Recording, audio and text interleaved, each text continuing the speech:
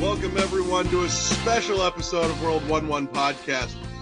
Here with me, as per usual, is the Nestle Wonderball Magic Head Chocolate Thunder Wonder from Down Under, Eddie V. I want some Twisters and Fruit Roll-Ups. Hey everybody. And joining us again, back from his being detained at the border, our resident snow Mexican, Adrian Nieto. I'm not dead. Oh, your beard. You grew your beard out, Adrian. It's more thick. You're looking quite handsome there. And joining us from legendary studios, Presto Studios, we have Tommy Yune. Yay. Hello. And Keith Kaisershot. Hello. Nice to be here. Matthew Hoops. Hello. Oh, I've been looking forward to this since Christmas. So, the fine folks from Presto Studios joining us this evening as their game, Journeyman Project Pegasus Prime, hits Steam finally today. We're recording Sunday. It goes live tomorrow. So, yes, when you hear this, it'll be up. You can go buy it, and you should. That being said, guys, tell us a little bit about your history with Presto, with the industry. Tommy, Keith, Matthew, whoever wants to jump in first. Tommy's been there the longest. He should start. Okay. I met the guys from Presto back in either late 1990 or mid 1991, and they didn't know what this project was going to be called. I just remember that Spaceship Warlock had just come out, and everyone was playing it because it was the first game of its kind to come out, and everyone was impressed that it came out first. However, everyone had different skill sets, saying that after they looked at it, oh, I could do this part of the game better, I could do that better, I could do that better.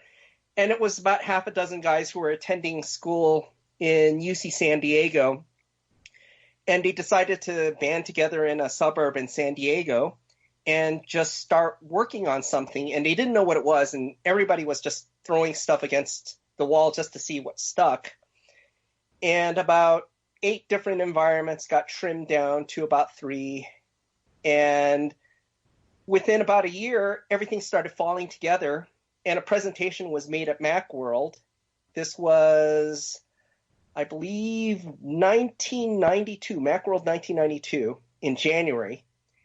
And it got such a crazy response that, and this was at Club Mac, if you remember the store back in the 1990s. This was before the advent of internet commerce. There was a Club Mac store for getting early Apple products, and they gave Apple some space because the head of Club Mac, Mike McNeil, knew Michelle Krippolani, the president of Presto, and lo and behold, within 1 year, Presto was on the hook to deliver something, and the guys just hunkered down and delivered a working game, and that launched the company.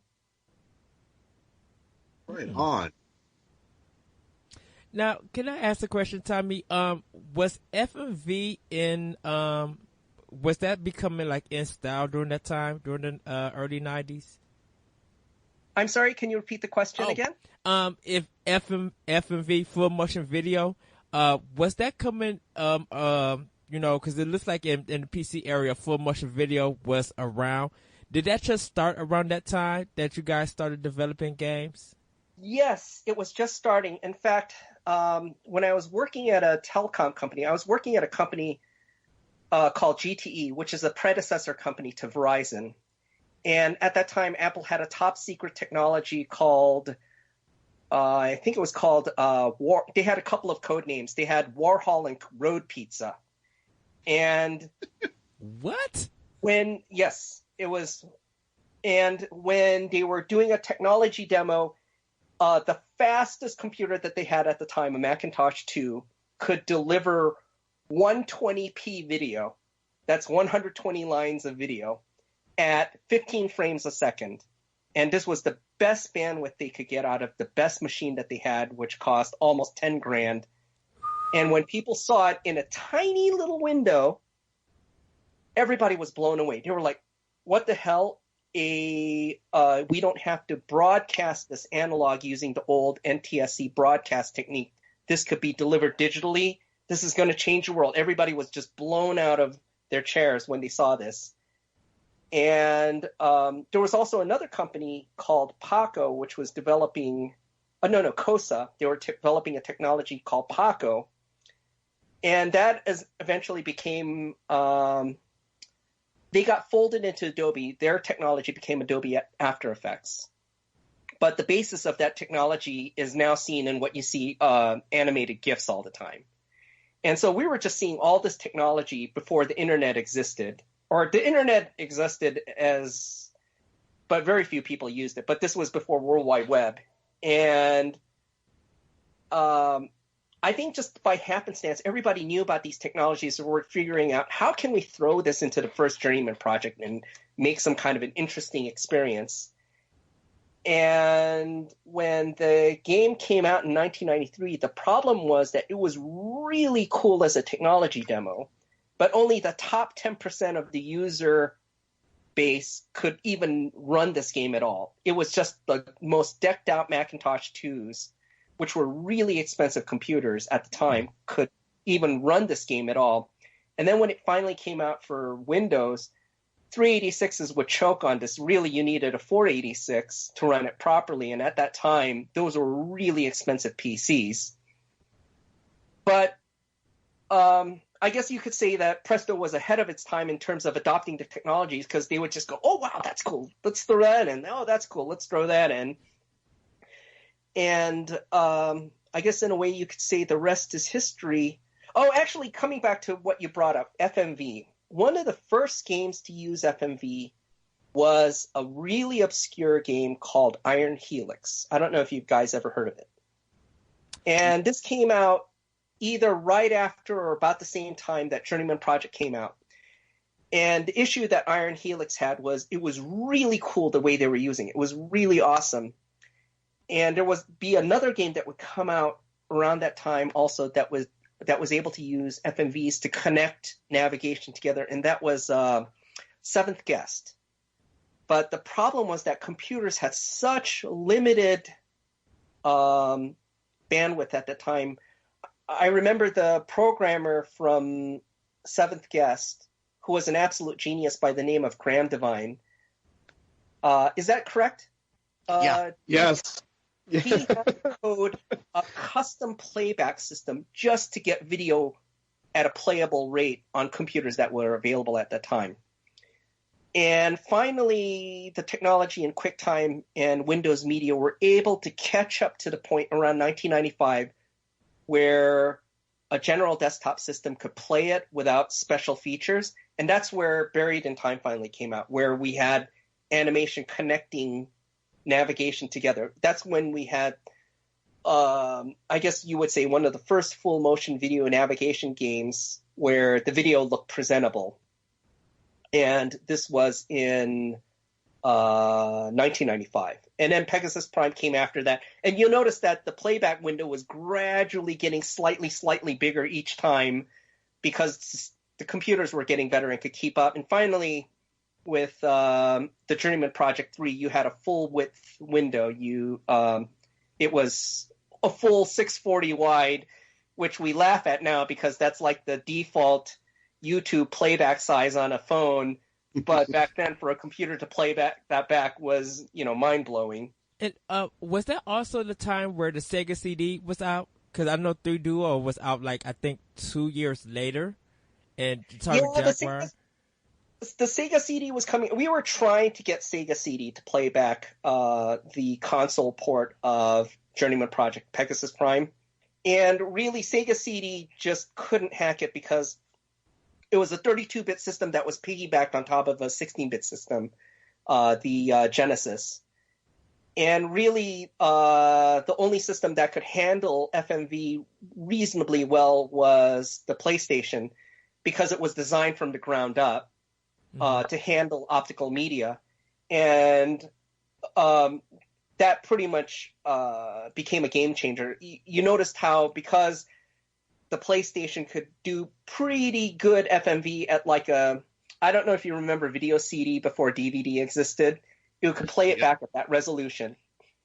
And even then, that blew people away. And so all the PlayStation games that came out for the first PS1, they just had all these elaborate FMVs to start their games because they wanted to show how they were better than everybody else.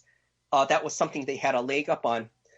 But then when the Saturn started coming out, I remember Bernie Stolar. He was the head of Sony, I think in the U.S. He wanted to make sure that FMVs did not become a crutch for the PlayStation because so many bad FMV games started coming out in the mid-90s. I mean, you've heard of Night Trap and games like that. Yes. And so then all of a sudden there was this abrupt Hail Mary turn in the PlayStation 1's strategy. The early games that came out were very heavy with FMV. Then suddenly they wanted to play up the real-time aspects of the PlayStation. And that's when you had Tekken 2 and Crash Bandicoot come out to show off how good the real-time polygon rendering was on the PS1. And I think Pegasus Prime was just caught in the middle of that, where it had one of the earliest SKU numbers for a PlayStation game. It was 0026, which was a really, really early SKU number. They wanted this to come out because it was an FMV game, but then finally when the game was delivered, all of a sudden the strategy for the PlayStation had changed, and the game just never ended up getting released, even though it was coming out from Oh yeah, and at that time there was also this problem where Acclaim, which was the publisher for the PlayStation version, ran into financial trouble, and we're really not sure what became of that Gold Master. Game was delivered from this phone, it was ready to go. It just never hit the market. Can we Acclaim imploded around 1997. It was really messy. Can we blame, I remember they were so desperate to have a hit, they were releasing BMX XXX just to get market interest, but that kind of blew up in their face, and that was the end of the company, I guess. Can we blame Street Fighter the movie, the game, for that? I'm sorry? Can we blame Street Fighter the movie, the game, for that? Oh, yeah. Yes. There's plenty of blame to throw around for the demise of Acclaim. Trust me. If I can ask, go ahead. If I'm not mistaken, didn't Pegasus Prime on the PlayStation eventually hit in Japan? No, that was also delivered to Bandai in Japan. Bandai was simultaneously trying to launch its own platform at the same time, the Pippin, with Apple. And unfortunately, that was something that didn't work out well for Apple at the time. This was pre-Steve Jobs, when Apple was in, I guess you could say it was a hot mess within the industry at the time. And so there were cool ideas with the Pippin, but it just wasn't a good launch. It was almost like Apple was trying to launch their version of an Xbox with their technology before their technology was ready. you could say that Microsoft had their killer app. Their killer app was they snatched Halo right from under Apple's nose, you could say, because Halo was originally previewed on Power Macs by Steve Jobs. And then Microsoft realized how valuable Halo was, and they just bought out the company and canceled, or at least delayed the Mac development, and then made that the centerpiece of the Xbox launch. Unfortunately, Apple didn't have a killer app like that for the Pippin launch, and the Pippin, unfortunately, didn't survive in the marketplace. And Pegasus Prime, I don't think it ever came out for either the Pippin or the PlayStation widely. It's possible that the company might have generated a few units just to satisfy contractual obligations, but we've never seen it in store shelves. I've never seen a copy of it myself. Yeah. No. So the short answer is, did it come out for PlayStation? We don't know. Yeah. If you find one, please let me know. I would like to buy it from you. Presto would like to buy it. Don't sell a kidney for that, by the way. I've hunted for that myself to no avail. I actually had a friend overseas, and I asked her kindly to do some looking, and she came up with not a bupkis too. So, Keith, a little about you. Oh boy, where do I start on this? Let's see. Well, Tommy kind of gave the short recap of his involvement with Presto. So let me start back at where I got my start. I've been a game programmer for a while. I mean, I said before the podcast started, I mean, Journeyman Project was the game that got me into game development. It's the one that convinced me I should be a game programmer, because this was back in like 1994, 1995, and the Performa that my grandma had came with this sampler CD with a bunch of demos from Inside Mac Games on it, and the Journeyman Project was the last one I fired up, because in the small icon view of the folder with all the demos in it, every other one had a really cool looking icon, and so I didn't look at Journeyman Project because I didn't know what it was going to be about. It didn't have a cool name like some of the other ones like Pax Imperia or Vet or SimCity 2000. It's like, Journeyman Project, what's that game about? I don't know. So I saved that for the end. But when I fired it up, I mean, at the time, 1994 or so, I was really big into Wolfenstein 3D. And that game, I'm sure you folks have played it before, but you run around in this real-time 15 to 20 FPS world, gunning down enemies that look like they came out of a Saturday morning cartoon. I mean, let's be real. They didn't look very realistic, but it was a lot of fun running around through this virtual world because it felt more like you were really there versus a slideshow-style thing like Myst. But I fired up Journeyman Project, and here's this animation going on that is just as smooth as Wolfenstein was, albeit I couldn't move around in real time, but the graphics just blew me away. And I sat there watching this trailer for Journeyman Project 1 and thought to myself, wait a minute, Wolfenstein 3D has got this really cartoony graphics, and Journeyman Project over here has got this really nice graphics, but really kind of slow movement. At some point in the future, these two things are going to converge, and I want to be there. I want to be part of this. I want to be part of making this happen. So that's when I decided I wanted to get into game development. Fast forward a few years, I first met Tommy through his Journeyman Project forums that he had on his personal website for a while. And as early as February 2005, I started chatting with, a couple dozen other Journeyman Project fans. There weren't too many of us. Including myself. Yeah. But I think, the 2005 was also about the time when Facebook was really coming into being, and I got to give a shout out to one of my best friends, Josh Horan, out there for setting up what is probably the world's first social media page for the Journeyman Project. He started the Temporal Security Agency group on Facebook, which originally was just for the University of Illinois. This is back when Facebook was only for colleges. Kids, ask your parents, they'll know. But eventually he turned it global, and so anybody could join. And so from there, it started picking up steam, and no pun intended. But from there, I mean, today we've got 460 members, and it's still going strong. I mean, we've also got the Journeyman Project page on Facebook, which Tommy got that set up as soon as Facebook made that possible. And the group that Josh and I started is still going and still active. And I think that group is more kind of a place for fans to hang out and talk about, their fan projects or whatever they're working on. A little bit of a quote unquote off topic area for Journeyman Project discussion. So, kind of got that started, kind of built up a little community a little bit. But also around that time, 2005, Pegasus Prime, I had a Mac that could run Pegasus Prime. I had played Pegasus Prime. But curiously, it was the only game out of the series that had not been ported to PC. I mean, you got Turbo on PC, Buried in Time on PC, Legacy of Time on PC. Where's the love for Pegasus Prime? Who knows? So I picked up a copy off eBay for pretty cheap and played through it and figured, well, I'm a programmer. Why don't I just try my hand at porting it myself? So I, off and on over the course of a few months, put together a really basic engine that played the intro, got to the main menu, and then that's about as far as I got, just through me trying to reverse engineer the format of the resource files that came with the game and things like that. I thought naively that, everything is kept in resources. This will be fine. I just need to write an interpreter. This will be great. Nice and super easy. I'll be done with this in a few months. No.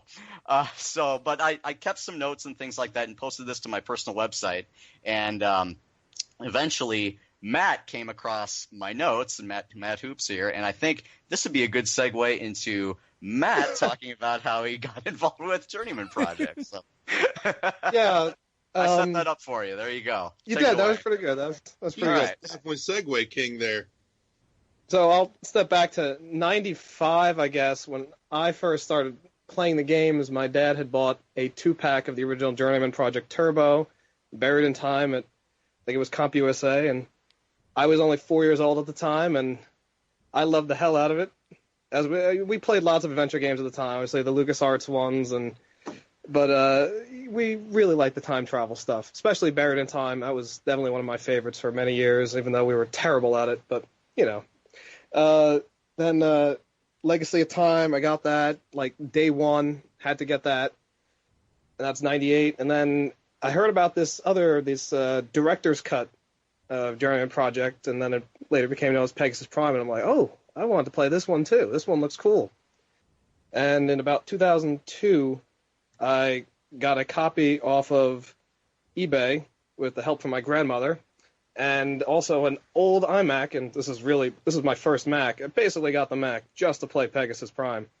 And, man, I loved it. And a few years later, I was on the forum, I remember talking with Keith and Tommy about, I don't remember what stuff, but I remember them being there, and then I was doing some early Scum VM development in 2006. Not that my C++ was very strong at that point. I was just starting out. But may I mention that I can't believe you said Scum. Like, that's kind of, I think, the oldest thing of PC. It's old. And then, yeah, Keith had the website there, but I definitely wasn't strong enough to do too much with it, and my reverse engineering skills were pretty bad. They're still not the greatest, but then fast forward to 2009 is when the Legacy of Time 10th anniversary came out, even though it was a little late for the 10th anniversary, but it was the 10th anniversary for all intents and purposes. And I remember Tommy posted on the blog about an Easter egg that was re-added for the anniversary edition. And me being me, instead of trying to figure out what the Easter egg was from the game, I tried to look at it from the data file point of view. And I was looking at timestamps on videos, and I posted a comment, is this it? And Tommy came back and said, no, it's not it. But I tried it. But leaving the comment there also led a link back to my blog, which I had posted stuff about. I was probably doing Riven at the time. And then I got a mail, I guess it was late September 2009, maybe early October 2009, saying, hey, maybe we could do something with Pegasus Prime stuff. And I was in college at the time, and over the course of a weekend, I threw something together in ScumVM to basically play the intro, do the menu, basically what Keith had, just in ScumVM. And things didn't happen at that time. And then in 2011, we did get the source, and then I started porting it into ScumVM late 2009. Probably, I think most of my work was between September and December. And I had the game finished not finished, but completable by early December 2011, I think. Feels like a long time ago now. And then I showed it off to Tommy and Keith probably early 2012. And yeah, that's about.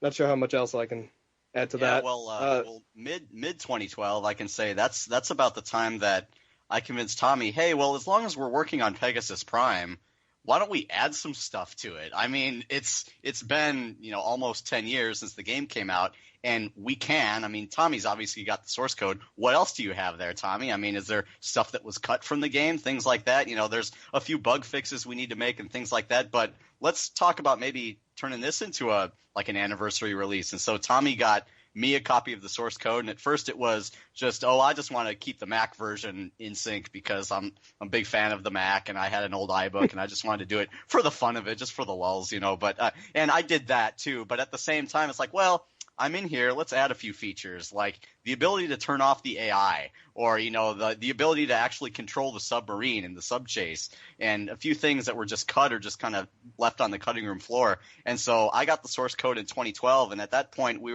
I was working with Matt on this with the Scum VM stuff, and we were really starting to turn this into an actual, honest to goodness, special edition of the game. Not just the CD version that Matt had ported, but something that we could do for an eventual DVD release of the game that just never came out in the 90s. Yeah, because it looks like it looks and feels like a remaster of like the whole game with some added stuff to it.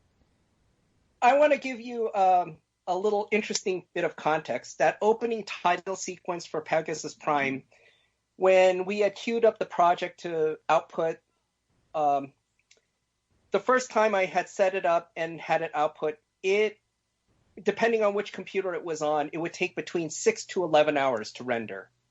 Woo. And then many, many years later, I opened up the project again, and I remembered how daunting it was to output, and I was a little bit concerned, and I thought, this might be too big for the computer to render, but I've got a better computer now. Much better computer. It was about 10 years later. And I set some checkboxes and moved things around so it would render at 4 times the resolution as before, and then it was done in about 6 minutes. And then now... the computer I have right now, I don't think I've gone back to the file recently, but I'm sure it could do it in less than a minute. So it's just it just shows how the technology has pretty much caught up, and it's allowed a lot of things to happen. Like there was a branching game with the submarine where all these branches were created, and you can even see them in the original release of Pegasus Prime. All the parts were in there in the game if you dive into the data files, and that's how I was reminded of this. I have to give Keith and Matt huge amounts of credit because there were so many things that I just completely forgot about. It's just like the way development is on many games. It can often be messy, and you have to make tough decisions to meet your delivery date, what stays, what goes.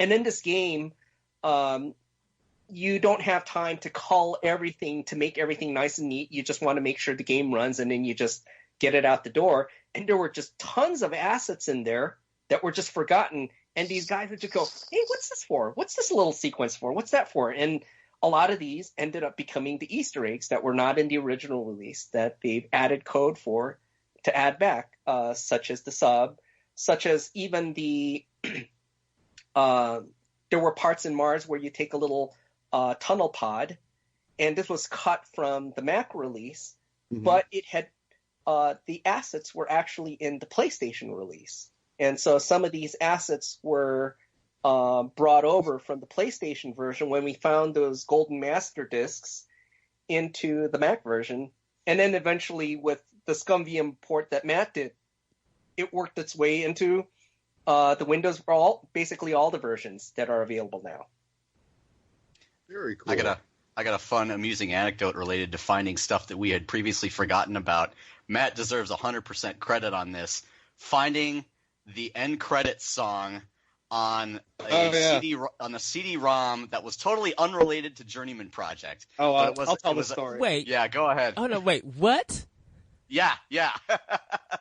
So, Go ahead, Matt. Me being a bit of a Presto fan, I was very curious about this other release that was put out in Japan, the Gundam 0079, The War for Earth, Japanese PlayStation release. Mm-hmm. And I said, I saw this on eBay for like $15 and probably, it must have been early 2012. And I'm like, this looks interesting. And I bought the disc, this is actually a 2-disc game, but I bought the game.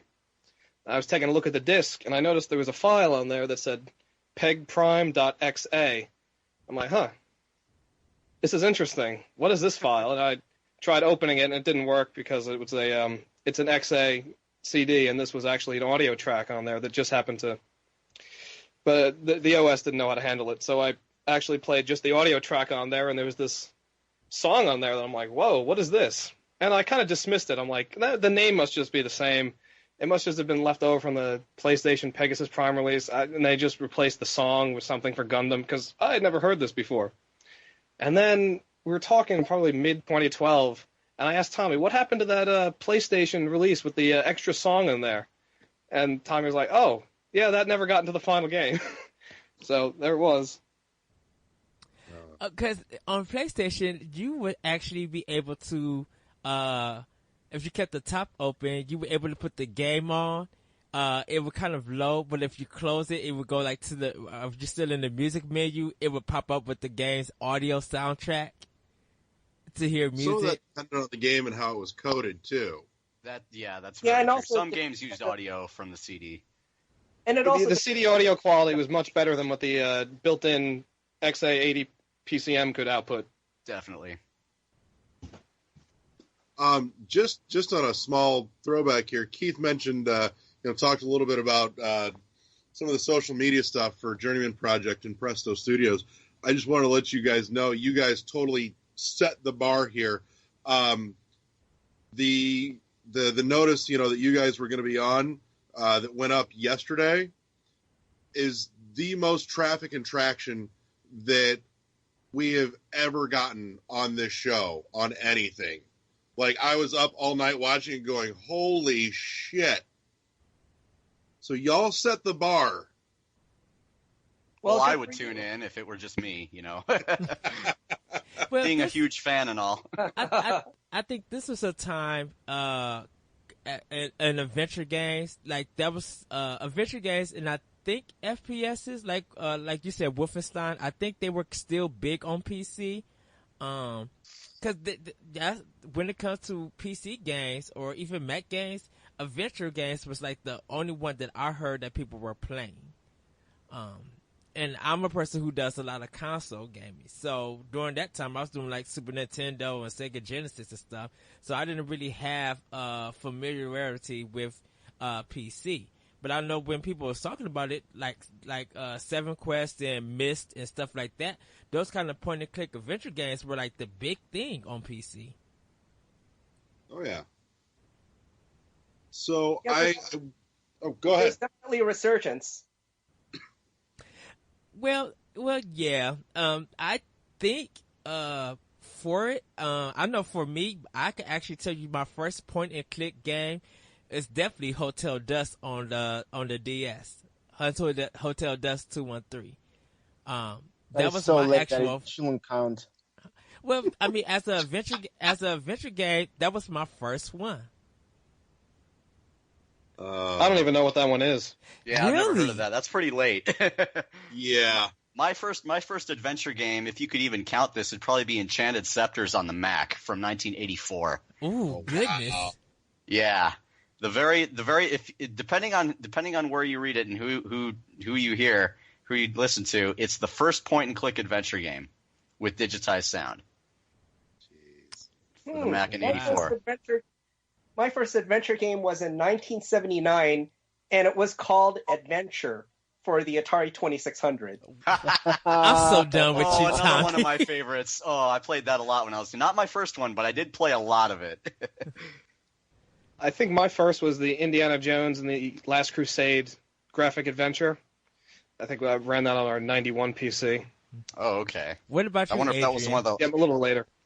late What was 80s that? LucasArts, sounds like. Yeah, it's 89. I gotcha.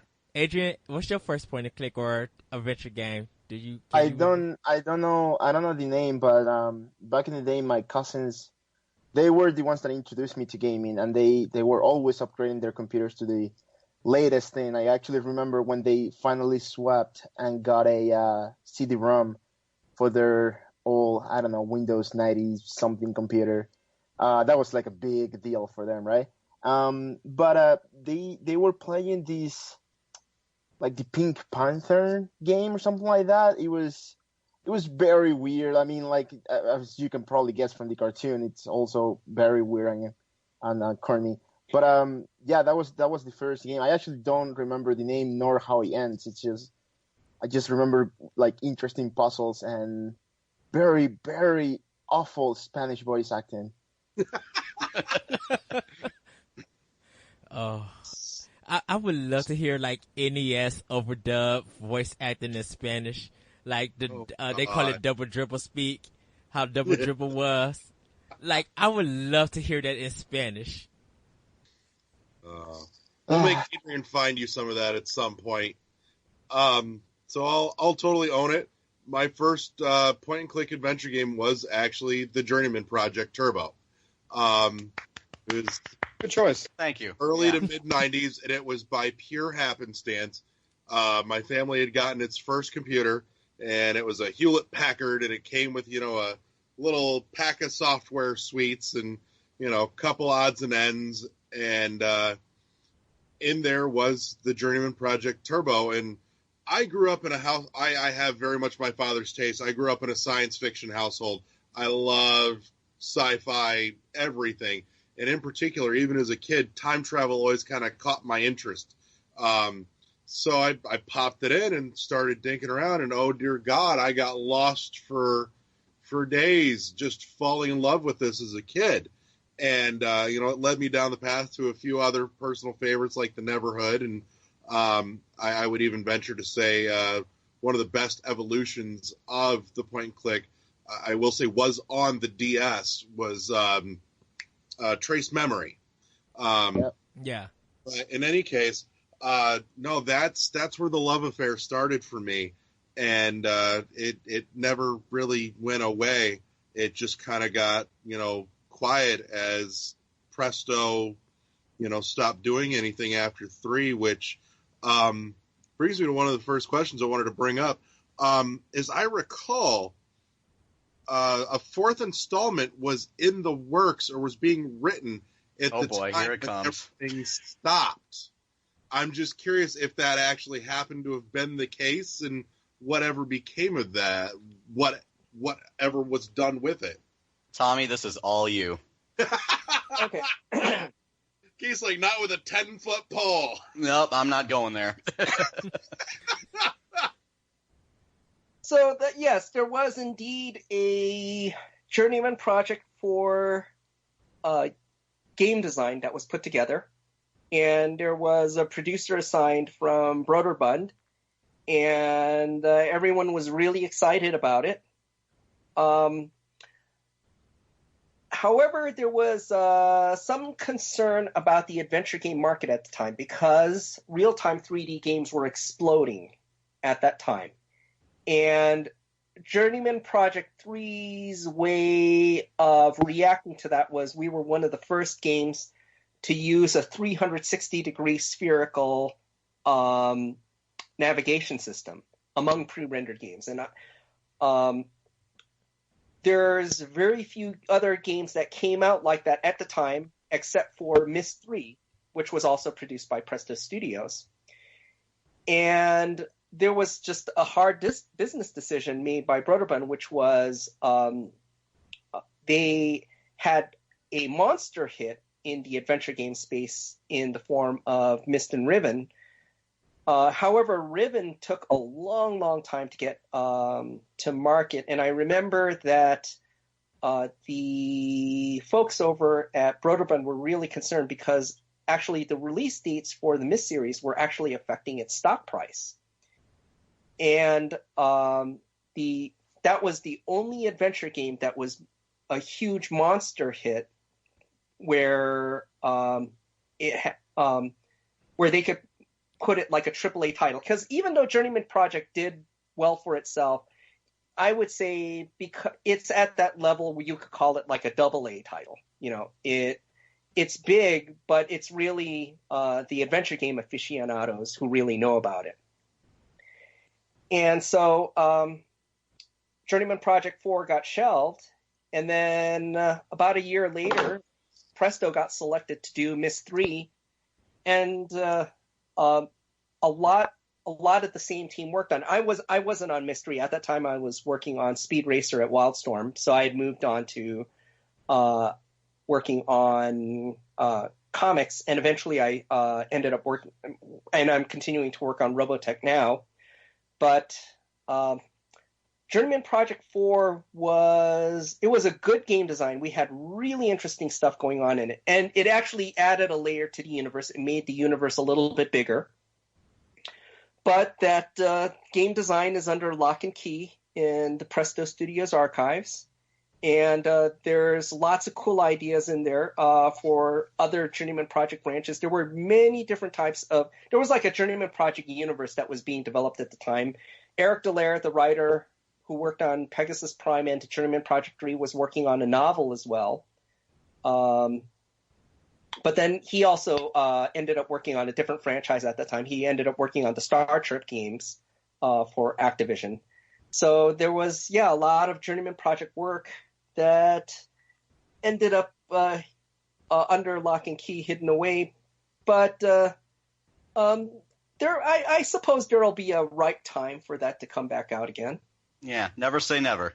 Well, Yeah. Do you think that if you look at how Telltale's doing their episodic games, do you think that Part 4 would fit that kind of style? If you guys Presco ever decided to bring it out? Well, I can tell you, like, I can't speak to J4 or, to Presto's future plans, but Telltale's Back to the Future series of games, I played that when that came out. I think, when was that? 2012, 2013? 2010. Wow. Okay. Jeez, I'm old.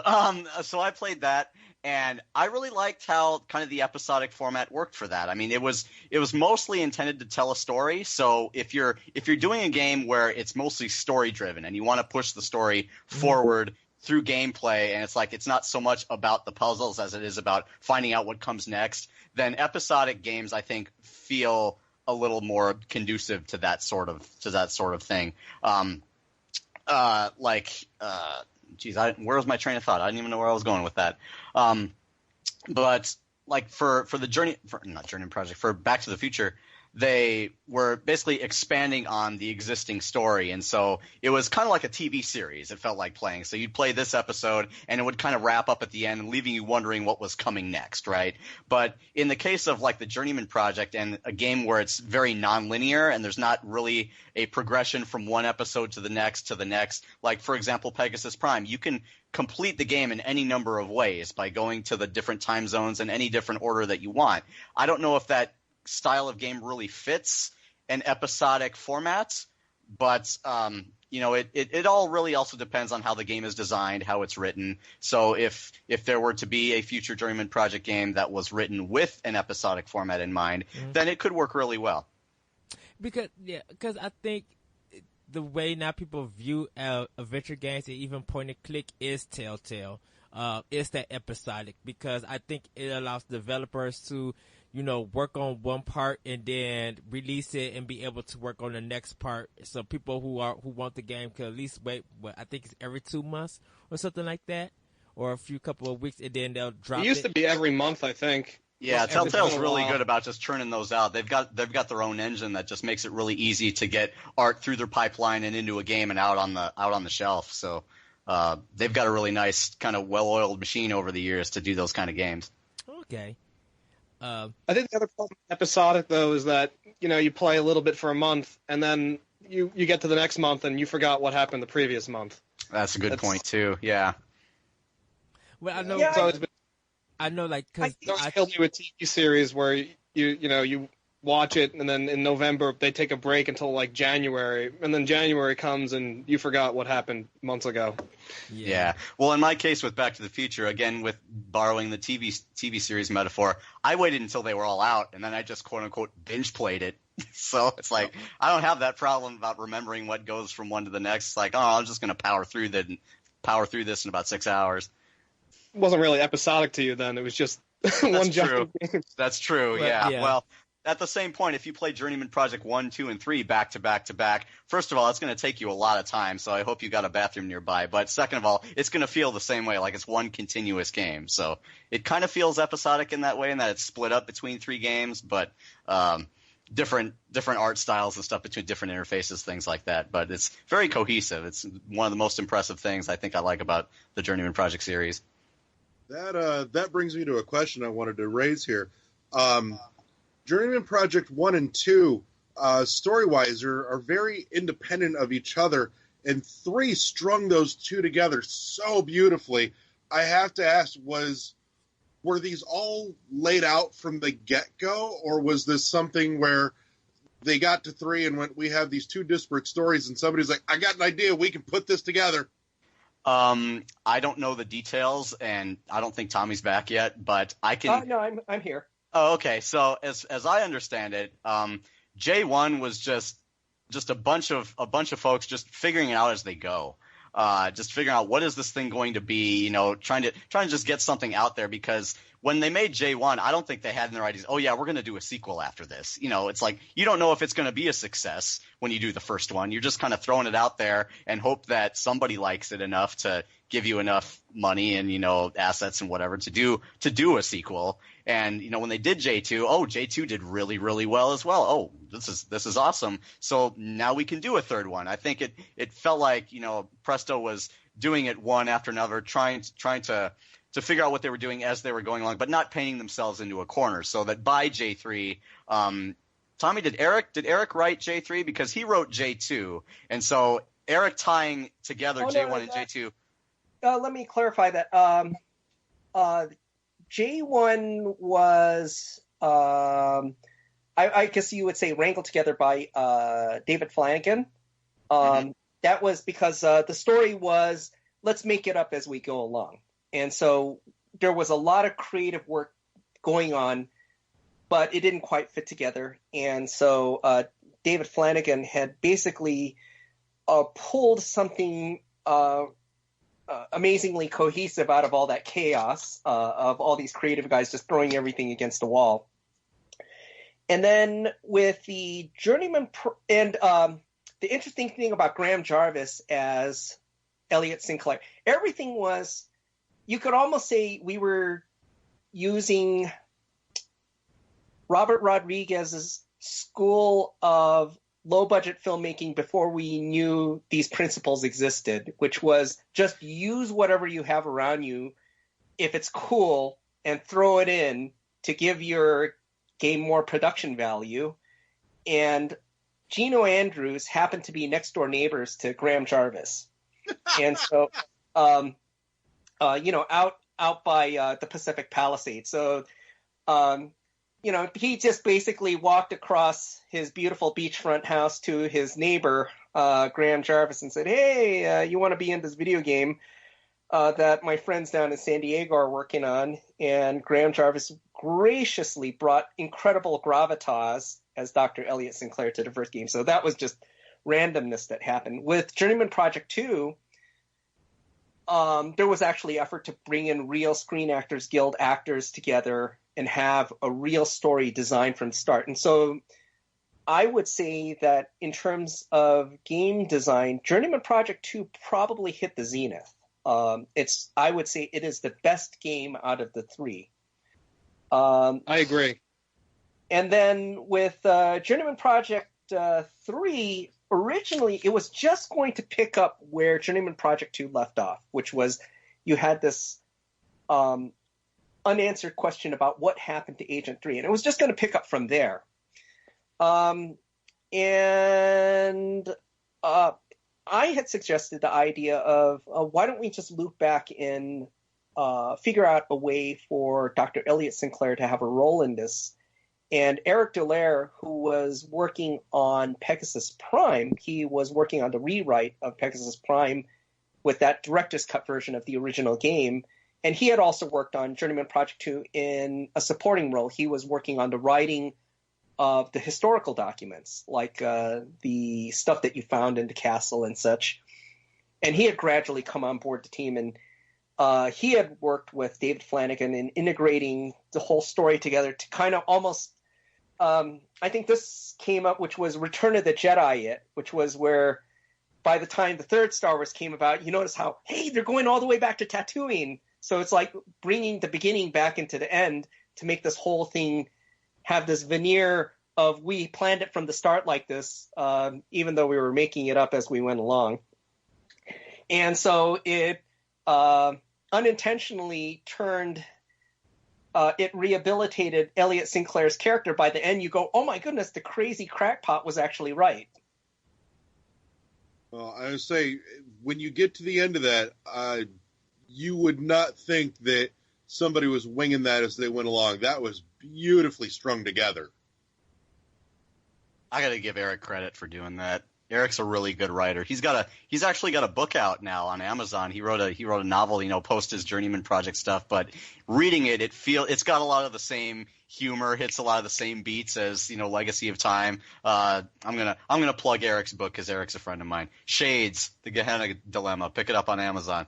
But it feels like you're playing another Journeyman Project game when you're reading that. So it's really, really cool.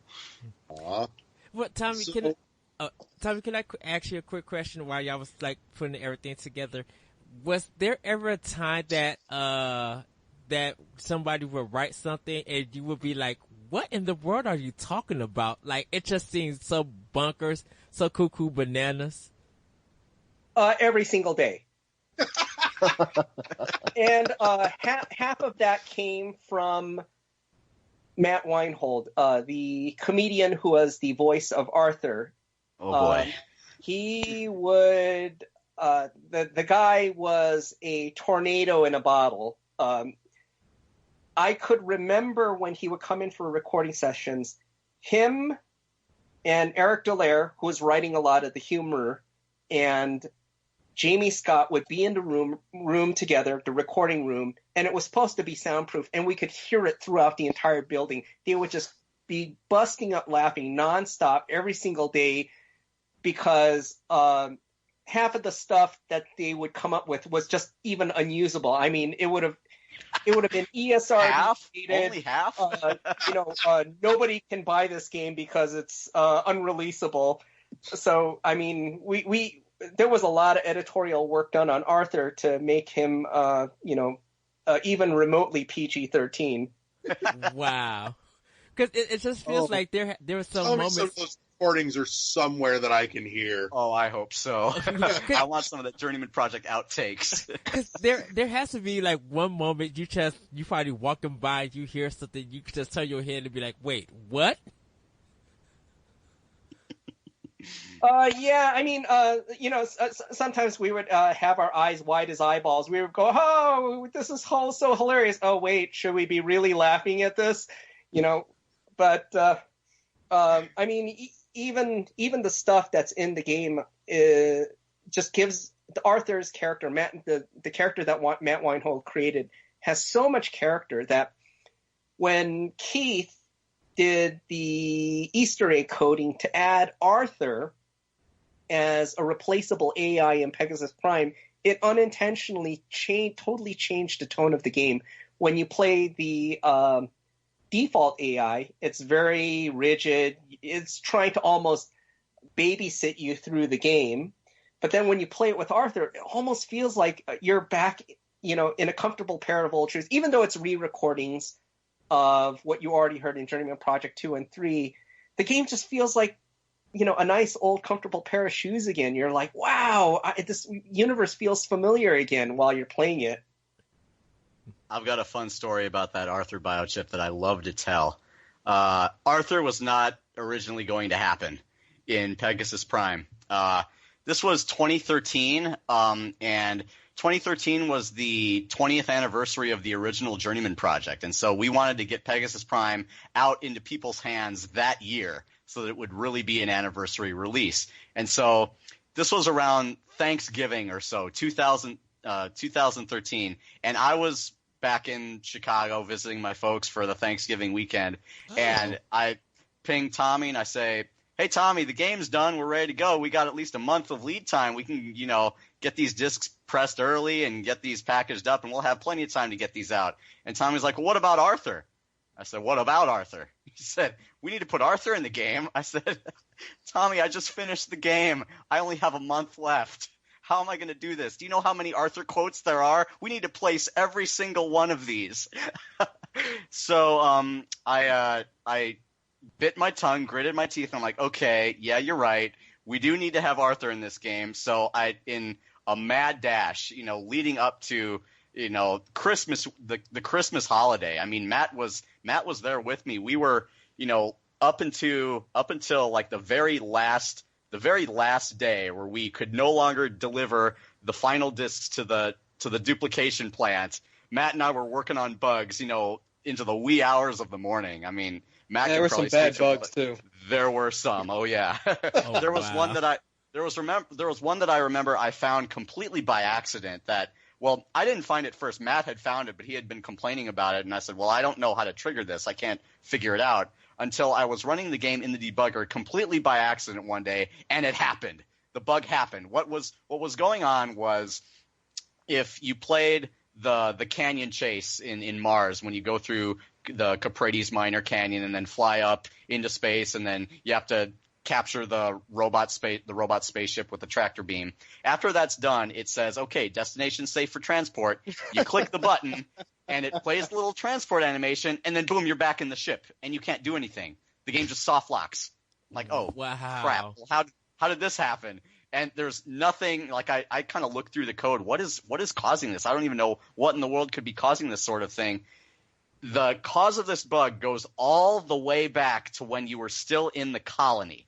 Basically, what was going on is Pegasus Prime has this feature called striding mode, which programmer Bob Bell invented as kind of a way of, instead of, walk forward, stop, walk forward, stop, walk forward, stop, he arranged the movies such that all the walk forwards were just one after the other. So if you hold down the forward key, then his code would detect and it's like, let's just keep playing the movie. You just keep walking forward, and that was called strider mode. It just smoothed things out. But that set a few flags in the game, which basically told the game, okay, we're still moving, we're still moving, we're still moving. Keep moving the player forward in the map of the world. So the bug wound up being, if you held down the forward key walking into the shuttle, it would put the game into strider mode, and it would not take it out during the entire time you were flying the spaceship until the very end when you hit transport. And so it said, okay, let's keep moving forward, and moving forward from the game's perspective was still in the spaceship, and so you'd be stuck there. What? The only way I found this was because of digging through the debugger, and I had this open for several hours and was going. Yeah, I think you were chatting with me at the time. Yeah, I was like, "Matt, what do you think this? What do you think it is? What do you think it is? Let's just look at everything. What looks wrong here?" And we just went back and forth. And he's like, "Yeah, that does look a little suspect. Dig into this here. It kind of looks like that could be something." Throwing us on the scent there. So we did find it, but man, that's one of the worst bugs that I found. That one, I think the other worst one was when you would get into the canyon chase, and you would nothing would happen except you would walk. It would do like the bump of walking against the wall, and then you couldn't do anything. Oh, I don't remember that one. Talk about that one, Matt. Oh, that was the one that was my fault, where I moved something to a header, and I don't want to get too into C++ stuff, but ended up being a bad cast instead of a static cast. It became a reinterpret cast, and it screwed up the V-table and ended up calling the wrong class to handle input. So it sent it to the actual environment at the time, Mars, as opposed to the Canyon Chase, which has a different input handler. So, yeah, you got stuck because it thought you were using the Mars as input handler, but playing the Canyon Chase, and it just wouldn't continue. Yeah. That was brutal. Yeah. And it would only happen with certain builds. Like, I would have a build and it would be fine, but then Keith would build it with optimization on and it would fail. And we're like, what the hell is going on here? That one took a long time to find. Yeah, screwing up the V-table. It doesn't even show up. Yeah, because you weren't having any bad memory access. It just happened to, not destroy the program, but break it enough. So using something like Valgrind didn't even help. Yeah, you're lucky it didn't destroy the program. Speaking of which, let's talk about some of the crash bugs we fixed. The original CD-ROM version of Pegasus Prime, I mean, I give a lot of credit to the original programmer, Bob Bell. I mean, I imagine that, and Tommy could probably speak to this a little bit, what kind of time constraints was Presto under creating the first game? Because the original release for the Mac of Pegasus Prime, which we were lucky to even get from what I understand, but was so buggy that, I mean, there was one crash that Matt found early on that when Tommy tried to reproduce it, completely hosed his PowerBook, and he had to reinstall from scratch. Yikes. It's one of those crashes. Yeah. Wow. And the bug was you kind of have to understand a little bit about how classic Mac OS worked. On modern operating systems, if you look at memory location 0, the OS will not let you do that. It just recognizes that as like, okay, they're doing something wrong. We need to let them know this is no bueno. We can't do this. And so it kind of throws an exception up there. But on the old Mac OS, no, we keep data down there. Memory location 0, we keep stuff there. In fact, you can read any memory location you want. We don't care. Protected memory, what's that? You know why you saw those bomb dialogues all the time on the Mac? Because programs could do whatever the heck they want with the hardware. The OS did not protect anything. It was, on one hand, amazing, and on the other hand, really scary. So one of the bugs that Matt found right away was if you entered the canyon chase and you called up the pause menu, and I think if you tried to save a game, what the game would do was or load the game. Yeah, what the game did is it sets a series of what in the code are called continue points, which are basically checkpoints in the game. As you reach a certain point, it's like, okay, make a continue point, and when you hit continue from a death screen, it will just kind of revert you back to that checkpoint where you can keep playing the game. But in order to make a continue point, you need to have the interface up, the Telltale Journeyman Project biotech interface that contains everything, the little screen. But during the canyon chase, that all goes away, and now you're in the spaceship. So if you try to save the game, it tries to create a continue point, but that interface isn't there. And so it's like, oh, okay, well, let's just create this continue point using the address that was there that now doesn't point to anything, and now you've got just garbage data. And on a modern computer, it's like, okay, crash back to Windows, and you're fine. But on the Mac, it's, oh, we're going to read from this garbage location and write garbage to this garbage location. Kaboom. Wow. So, Tommy dipped out for a minute here, and you're not off the hook. My inner child is going to kick me in the teeth if I don't ask this. What, if anything, can you tell us about where the story was headed for J4 before it got locked up?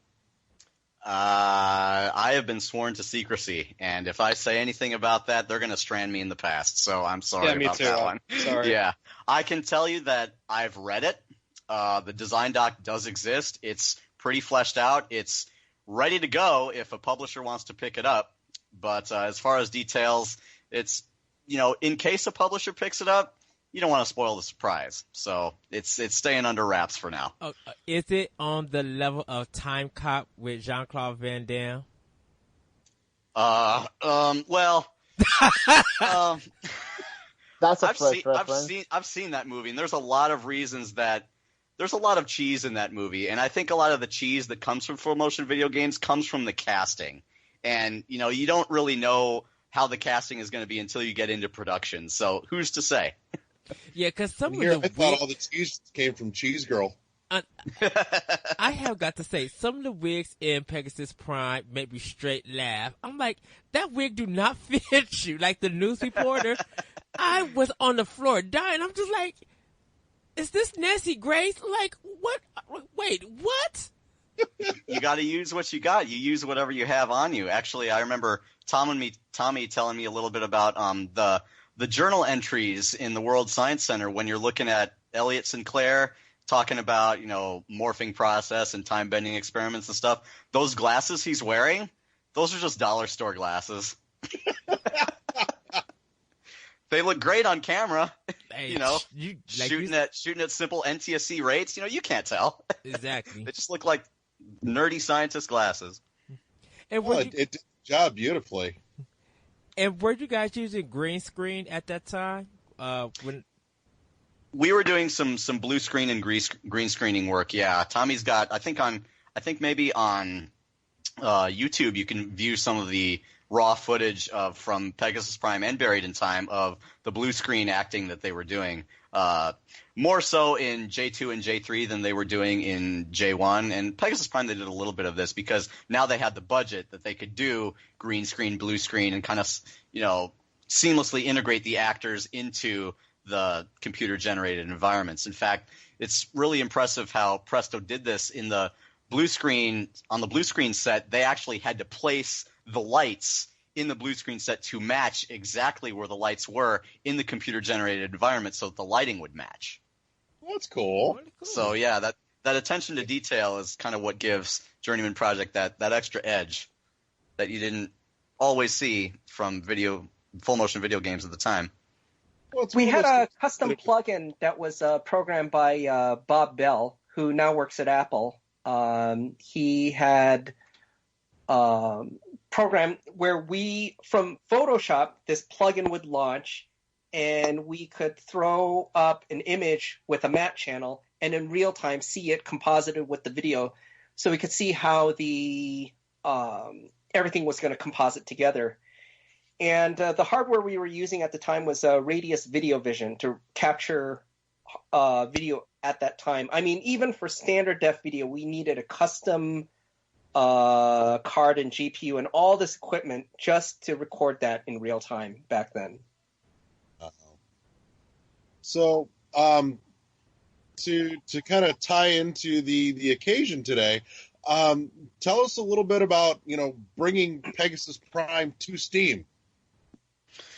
Oh, is this me? I think this is me. Yeah, that's you.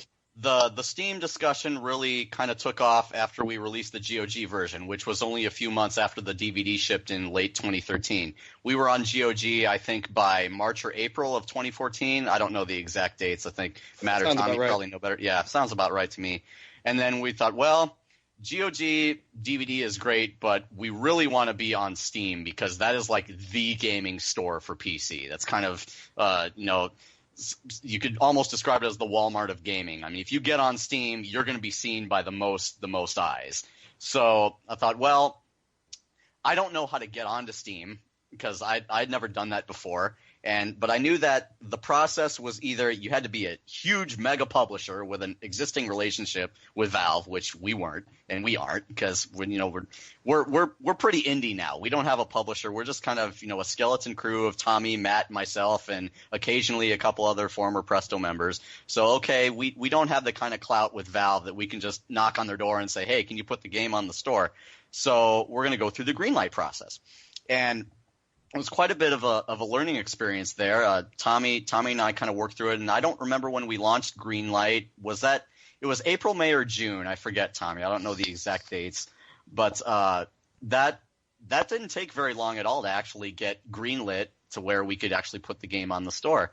And at first we were thinking, okay, well, we can just throw the game on Steam. It'll be the same thing as GOG. But Steam offers you, there's Steamworks SDK, which lets you put in things like achievements and controller support and badges and emoticons and things like that. And I thought, well, these are pretty cool features, actually. Let me try to investigate what it would take to put these things into the game. And for complicated legal reasons that I won't bore you guys with because it's stupid and you don't want to hear about it anyway, what I had to do was create a separate application that handles all the Steam stuff and basically just talks back and forth to the ScumVM app and kind of processes the Steam events that way, which has a neat little benefit of, in case there's another store that has something like achievements and stuff like that, I can just port this little app instead of the entire game, and it just works.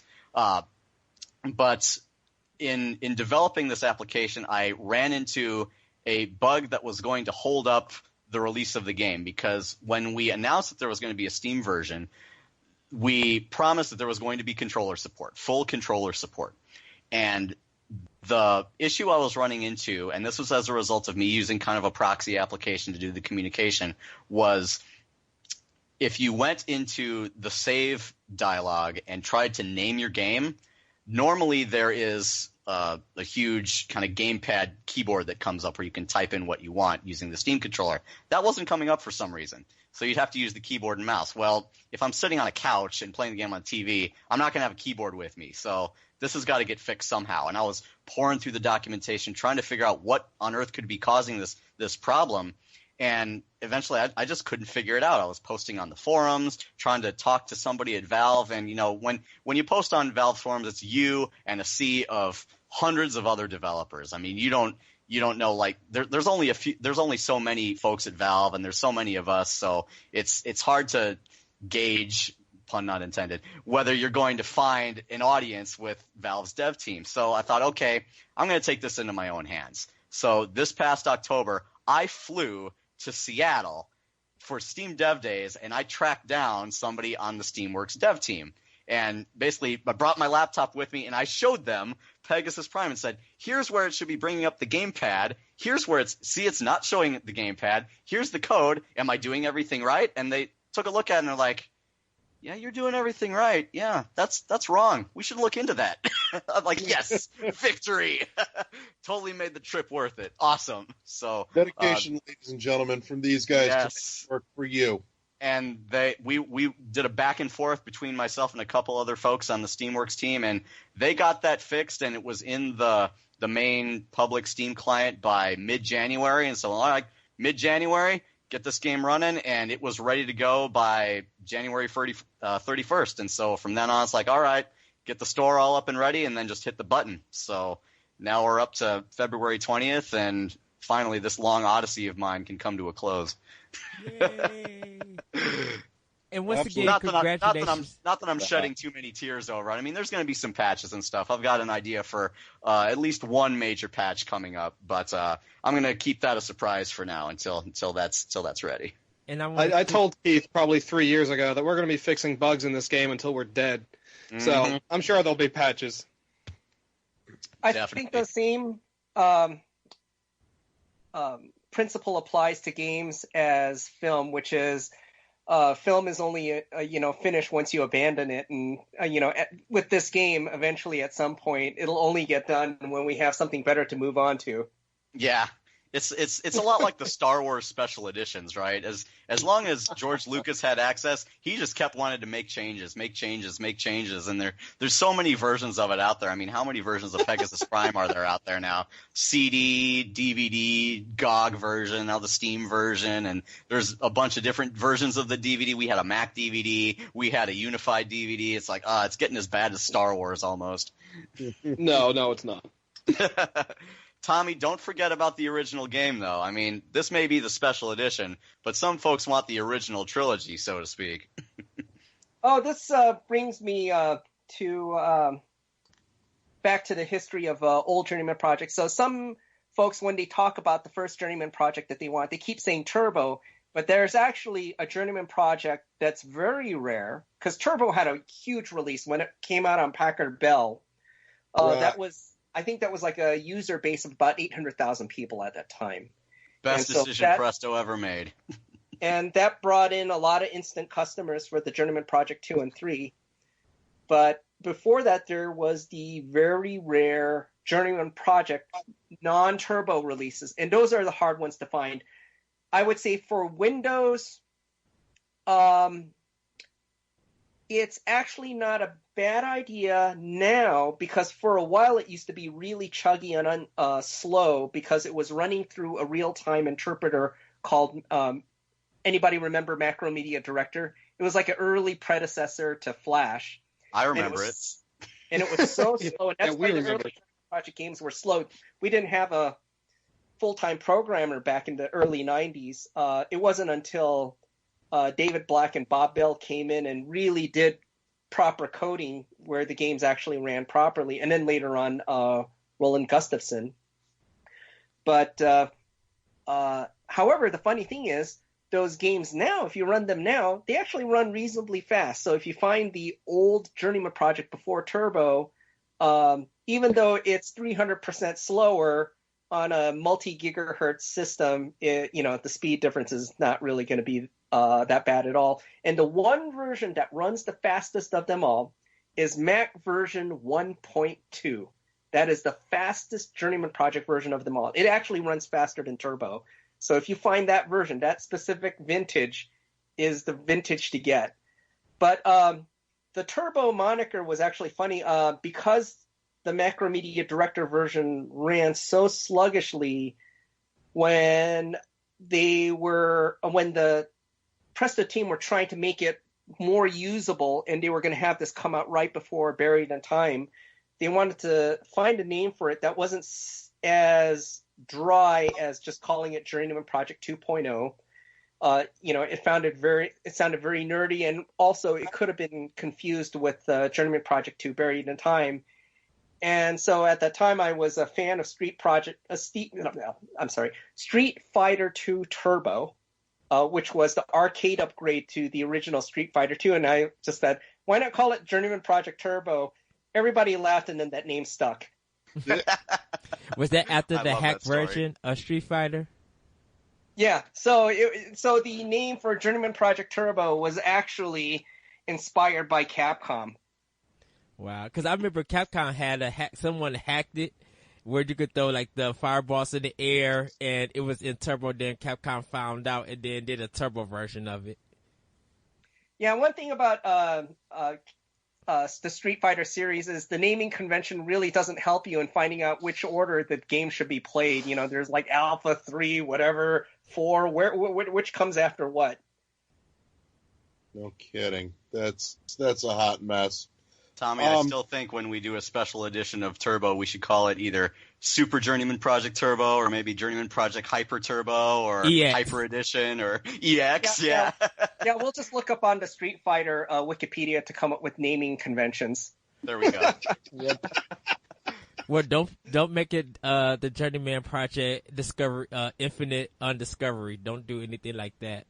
Oh. So Actually, oh no, go. Oh, okay. Tommy, I was going to ask you could probably talk about this a little bit. One of the reasons why the old Journeyman projects work on modern systems so well is that we have much, much faster optical drives. Yes, that too. Journeyman Project was written for a target bit rate of 150K per second, which is probably slower than dial-up today. And then Journeyman Project 2 had a target bit rate of about 300K per second. Journeyman Project Pegasus Prime and Journeyman Project 3 had a target bit rate of, I think it was about 450 to 600K per second. And then by the time the DVD version of Journeyman Project 3 came out, we just didn't care about that kind of stuff anymore. But yeah, it was such a constraining problem where the bottleneck on these computers back then were just so narrow. We were just, even though we had all these beautiful graphics, we just couldn't figure out how to shove the graphics through fast enough that it could go from the disk to the video card fast enough. I mean, the systems just couldn't handle it at the time. That's one of the things that I do have to say that id had going for them with Quake when they made why it was so revolutionary was that they just threw all the assets into RAM, and then it didn't have to read from disk once the whole what do they call them, WAD was loaded, and then you just started playing the game in real time. And that was an issue that just finally didn't correct itself until DVD-ROMs became commonplace in the late 90s. And that's one of the things that made Myst 3 a much more pleasant experience from a gameplay point of view than our earlier efforts. I would say Myst 3 was the culmination where the technology finally caught up, where the player could have a good experience without having to worry about the technical requirements of their system. Well, Tommy, one of the reasons why the first Journeyman project pre-Turbo was so slow was because you had so many video files just scattered all over the CD-ROM. And so for Turbo, as I recall, you optimized the CD-ROM itself, right? Yeah, we were very careful about running the contents of the disk through an optimization process.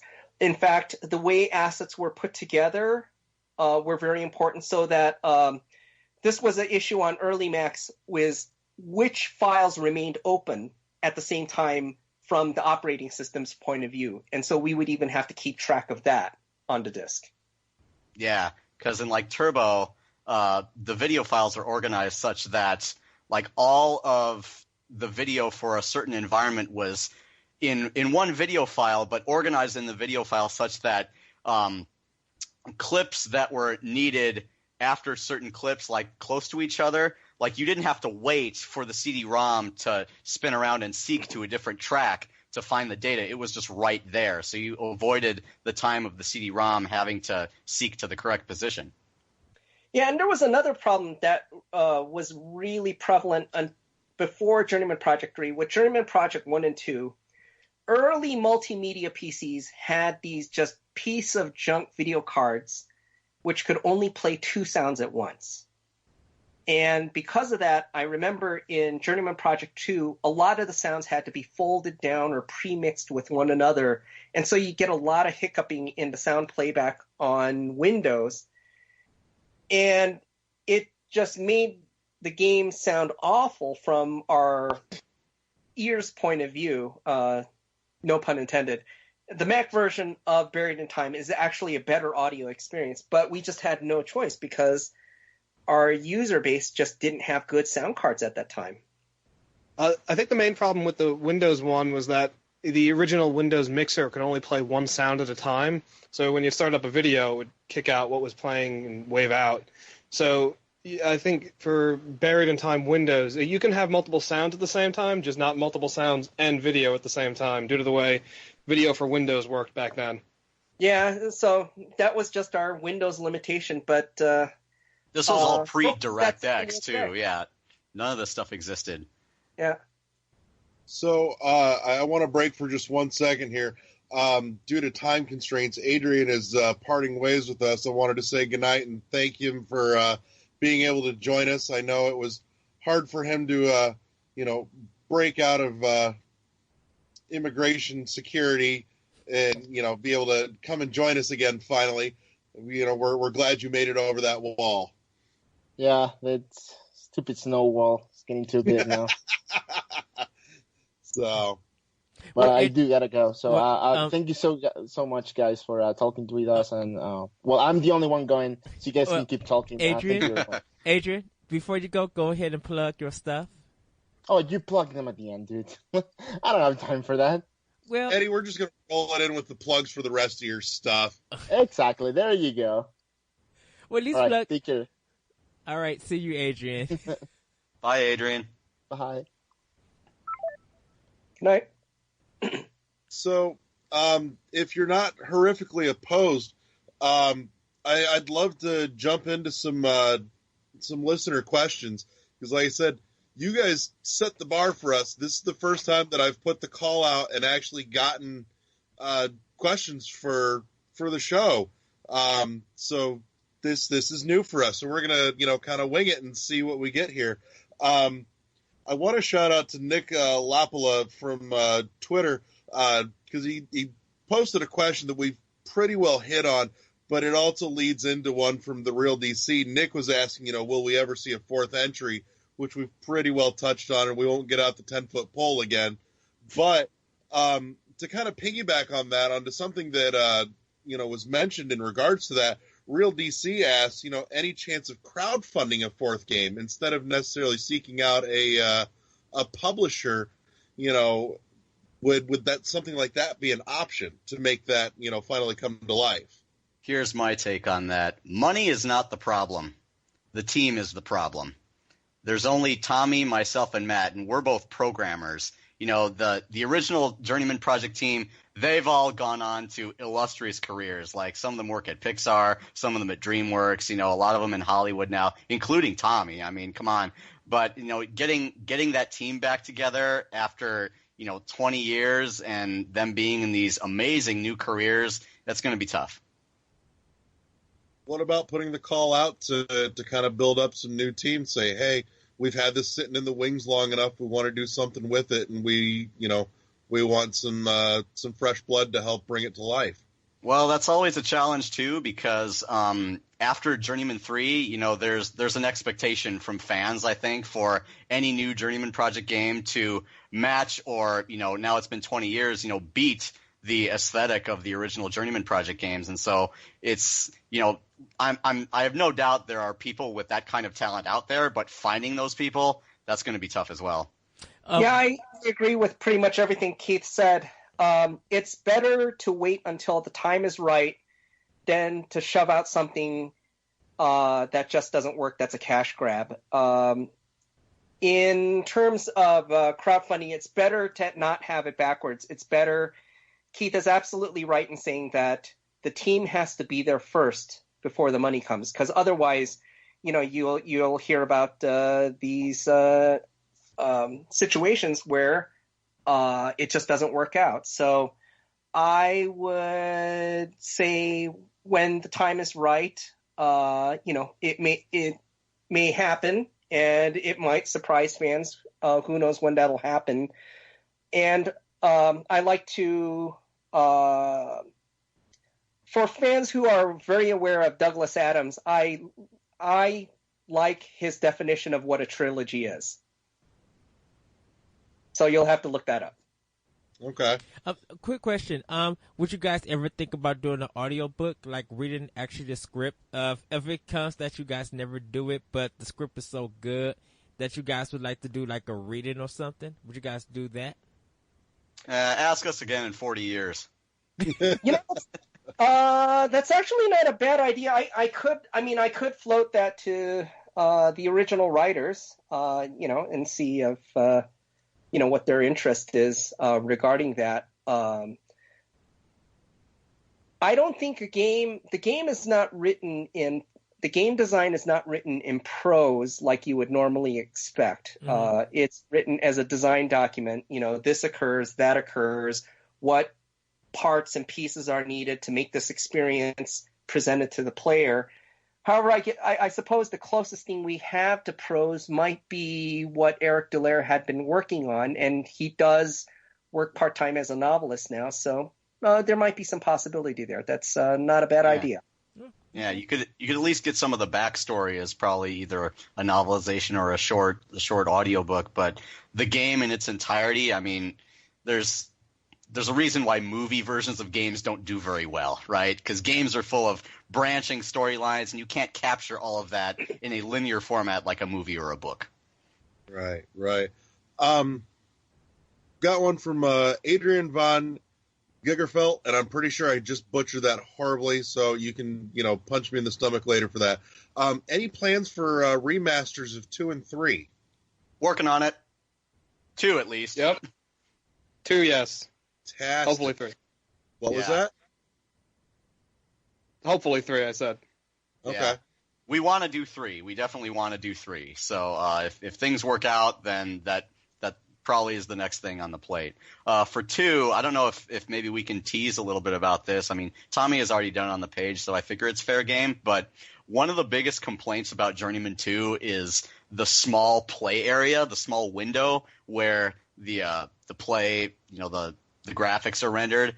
How come it's not bigger than that? It's like it's really it's mostly interface, not enough game window. We're doing something about that. So fantastic. So let's take a look. What else we got here? We've got a handful of stuff from Vachilio Dimitri, who I actually spent some time chatting with last night. Very cool. The first one that I got from him on Twitter was pretty well hit on. Well, I'm skipping over to something else here.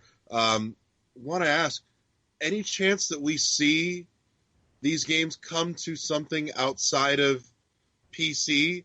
Is this something where, especially now there's a controller format for this, with the Steam release, is this something where we could see maybe downloads of this show up on XBLA, PSN, eShop kind of thing?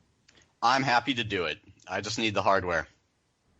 Well, the Nintendo Switch development kits are only $500, so.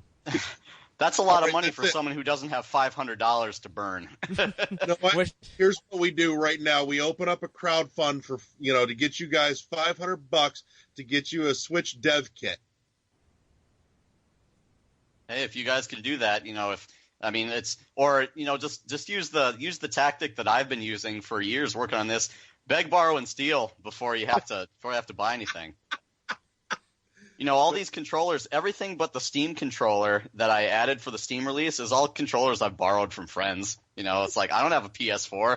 I just borrowed a PS4 controller from, my buddy Jonas. And so it's like, all right, PS4 controller support, here you go. So So the potential is there. It sounds like it's literally just comes down to the scratch.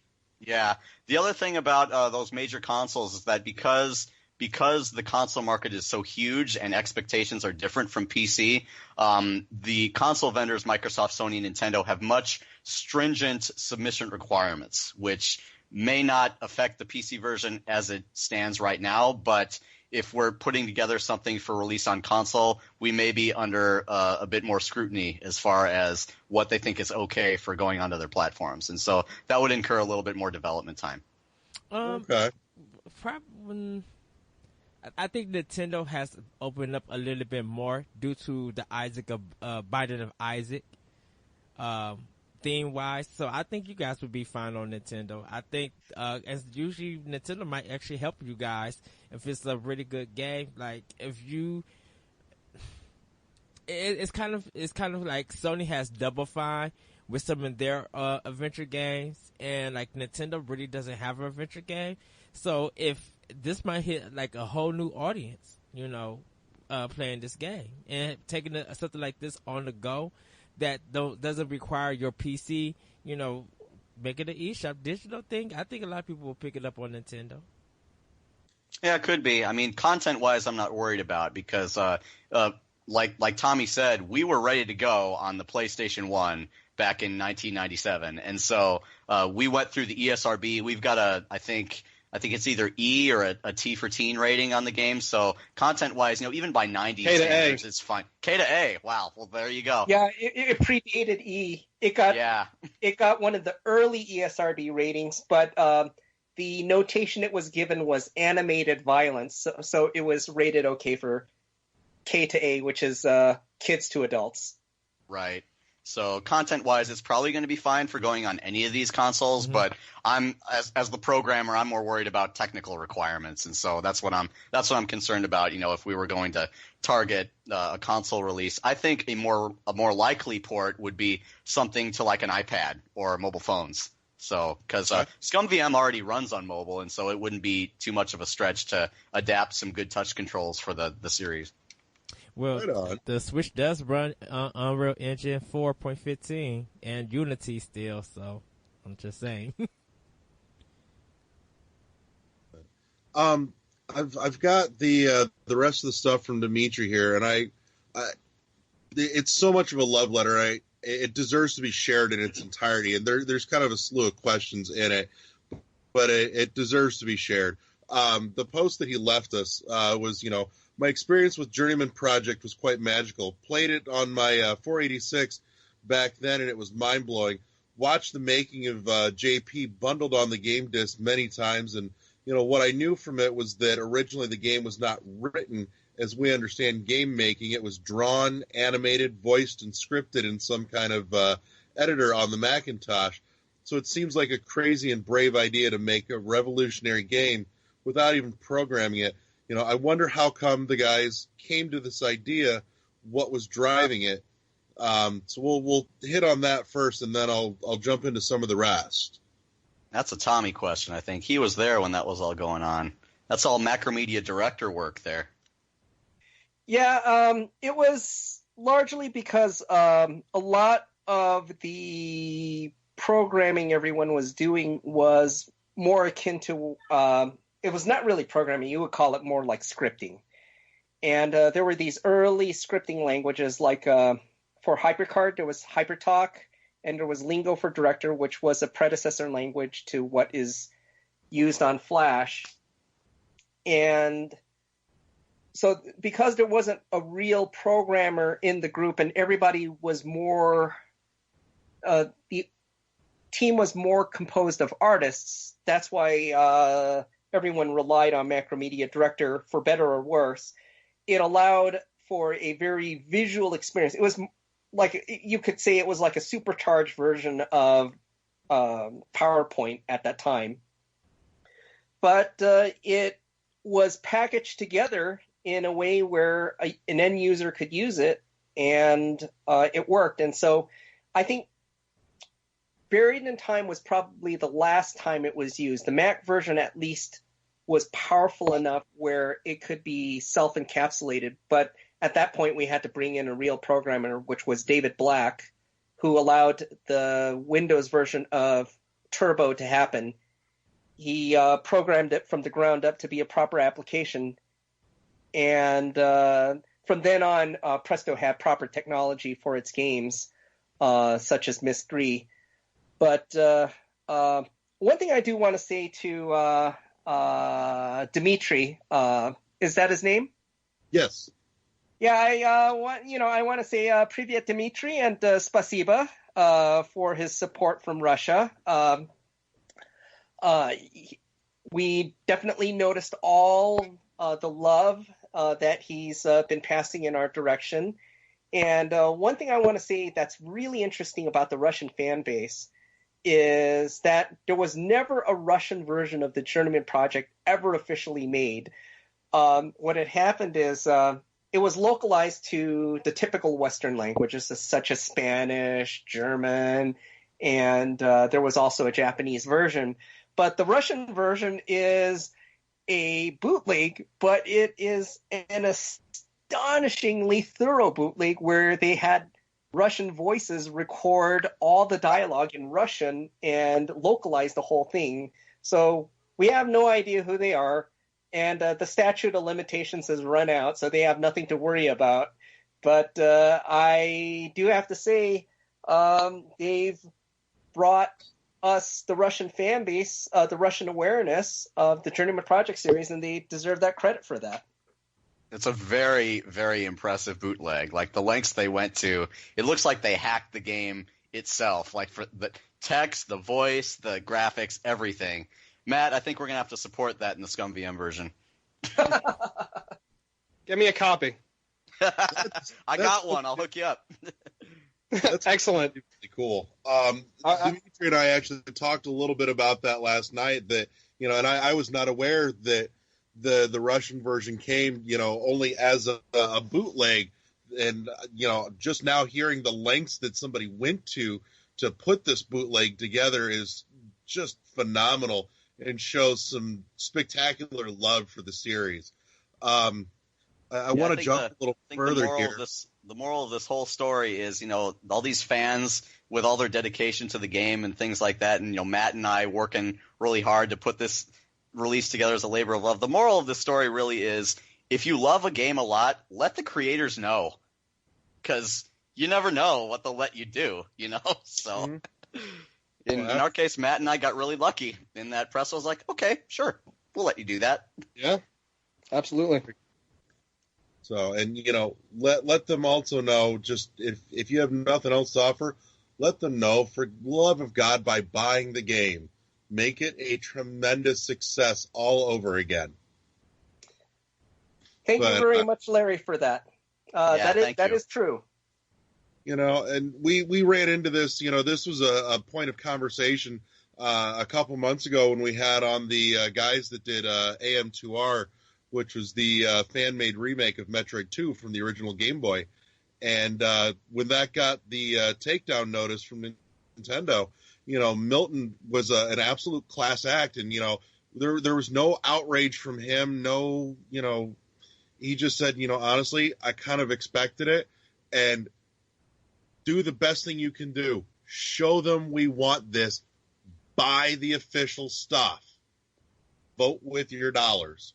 Yeah, but be like, if you're doing fan works, be smart about it. I mean, if you're doing something like AM2R where you know you're using someone else's material, don't be surprised when you get a takedown notice. You know, I mean, I agree with you. That was a very, very classy move. I mean, they didn't throw a fit or anything like that, but, you know, I wish there were more people like that, you know, realize, it's a realistic situation, and, you don't just get carte blanche to do whatever you want with somebody else's work. Sometimes, it works out in your favor. Most times it doesn't. But, if you give it a chance anyway, so just don't get upset if it's all coming crashing down. Yeah, no, and that's the thing. They didn't, he's kind of like, I kind of figured this was going to come. I didn't think it was going to happen that fast, but I kind of expected it and left it at that, so. But beyond that, too, I think there's somewhere in the back of his head he's going, you know what? It exists on the internet. It will never go away now.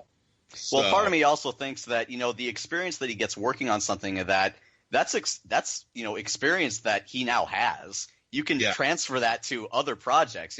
It's a net positive, I think. There's always something good to come out of an experience like that. Oh, yeah, and him and Steve are working on just the beginning stages of something new. So there's something cooking. Awesome. Well, and now they've got something they can point to and say, hey, look, we've got skills. Look at what we did. Exactly. To their credit, AM2R, nailed it as our game of the year last year. So, that was hands down my favorite thing to come out of 2016. But, jumping and back into some of Dimitri's stuff here, I'm going to skip just a tidge of this because it's some stuff that we've already hit on. One that gets into some real nitty-gritty, actually, about some minute differences from the original into Pegasus Prime. Says, another question which started to bother me lately. After I bought Pegasus Prime on Good Old Games, in JP Turbo, everything looks like the story was meant to be seen in a direct order. Mars, Australia, NORAD. Probability of success on the TCA monitor gives us a hint of, in percentage of success. That's because the instrument to unlock the fire alarm in Australia is in Mars Colony Transport Train. An iScan biochip that is needed to win NORAD is also not in NORAD. If we play, ideally, we see all scenes of the game only once, and after NORAD, we get direct hint that now Sinclair waits for us in Caldoria. It's written in The Last Robot's video memory, so it's obvious that this robot is last, and now we have to go back to present time to finish the game. Journeyman Project Turbo is perfect in that way. He says, but in Pegasus Prime, you can't beat Mars in one visit, so you will see Out of My Way, Human or Die 3 times, at first where it was in Turbo, and then 2 times more where in Turbo Ares was just passing by. Now he talks and throws you back, and now he can solve NORAD earlier than Mars, which means that Sinclair's words giving us direct hint where to go right now kind of are given to us in the wrong time, and that percentage on TCA monitor is now simply, doesn't mean anything. Was all that made intentionally? And I apologize, I totally threw this huge slew at you, but, it's nitty-gritty and it's interesting stuff. I feel like it makes the puzzles more complex, and I think that's better for gameplay. So, no, but I think Dimitri does have a point, which is he played Journeyman Project Turbo in a particular order. And in that case, the game was made and the story was made to fit. And so because we had the game coming together and the story was laid on top of it to fit the gameplay that was already in place, and it was happening organically, it all fit together reasonably well. The problem that was encountered with Pegasus Prime in a remake was a lot of new expanded elements were added to the environment. Wow, we have more time. Look what we can do. And we didn't learn this until after the fact, that we were actually changing what would later become beloved experiences for nostalgia's sake, because from the point of view of the creators who had just seen this fresh created just a few years ago, there was no sense of nostalgia at that time. It's almost like the way George Lucas would look at Star Wars. Well, I made it. I don't have any sense of nostalgia about the experience. He does not have that audience experience, and he just goes back and adds things that weren't available before whether or not it may necessarily make sense. And we were trying to be rational in terms of what was added to Pegasus Prime to expand the gameplay. And so one thing we noticed fans responded to in the original 1997 release, for the few fans that did play it, is, wow, why was this missing? Why was that missing? Why was this different? Why was that different? And in many cases, Pegasus Prime also had its deadline crunch, and a lot of things did go missing. And so in the re-release, a lot of the experiences that were missing were added back to make it more like what fans originally experienced in their original play of Journeyman Project Turbo. However, Dimitri is right. There are huge fundamental changes in the gameplay because of the way the environments were expanded, the way the inventory items that could be discovered are distributed differently among the environments. And in hindsight, if we had a time machine, of course we would do things differently, but that's just how the game was designed at that time with the production schedule and capabilities that we had available. I think if we did a remake of Journeyman Project yet again, it might be different. But Pegasus Prime is a snapshot of what could be created in 1997, and of course with some extra time to add things that didn't make the cut at that time. And also to make the experience more similar to Buried in Time. So, there's good things about Pegasus Prime in that it has better graphics. It's a more cohesive story with Buried in Time. And then there's some things that Journeyman Project Turbo does have going for it. They're just two different animals, and I think at some point in the future, for fans who are just want to relive that 1993 nostalgia, I'm sure we'll see a special edition release of the Journeyman Project. I don't know if we call it Turbo anymore. I guess we just call it the Journeyman Project. What would we call it? Keith, got some ideas here? Super Journeyman Project Turbo. All right, awesome. Well, we'll draw from that Capcom well again. That's right.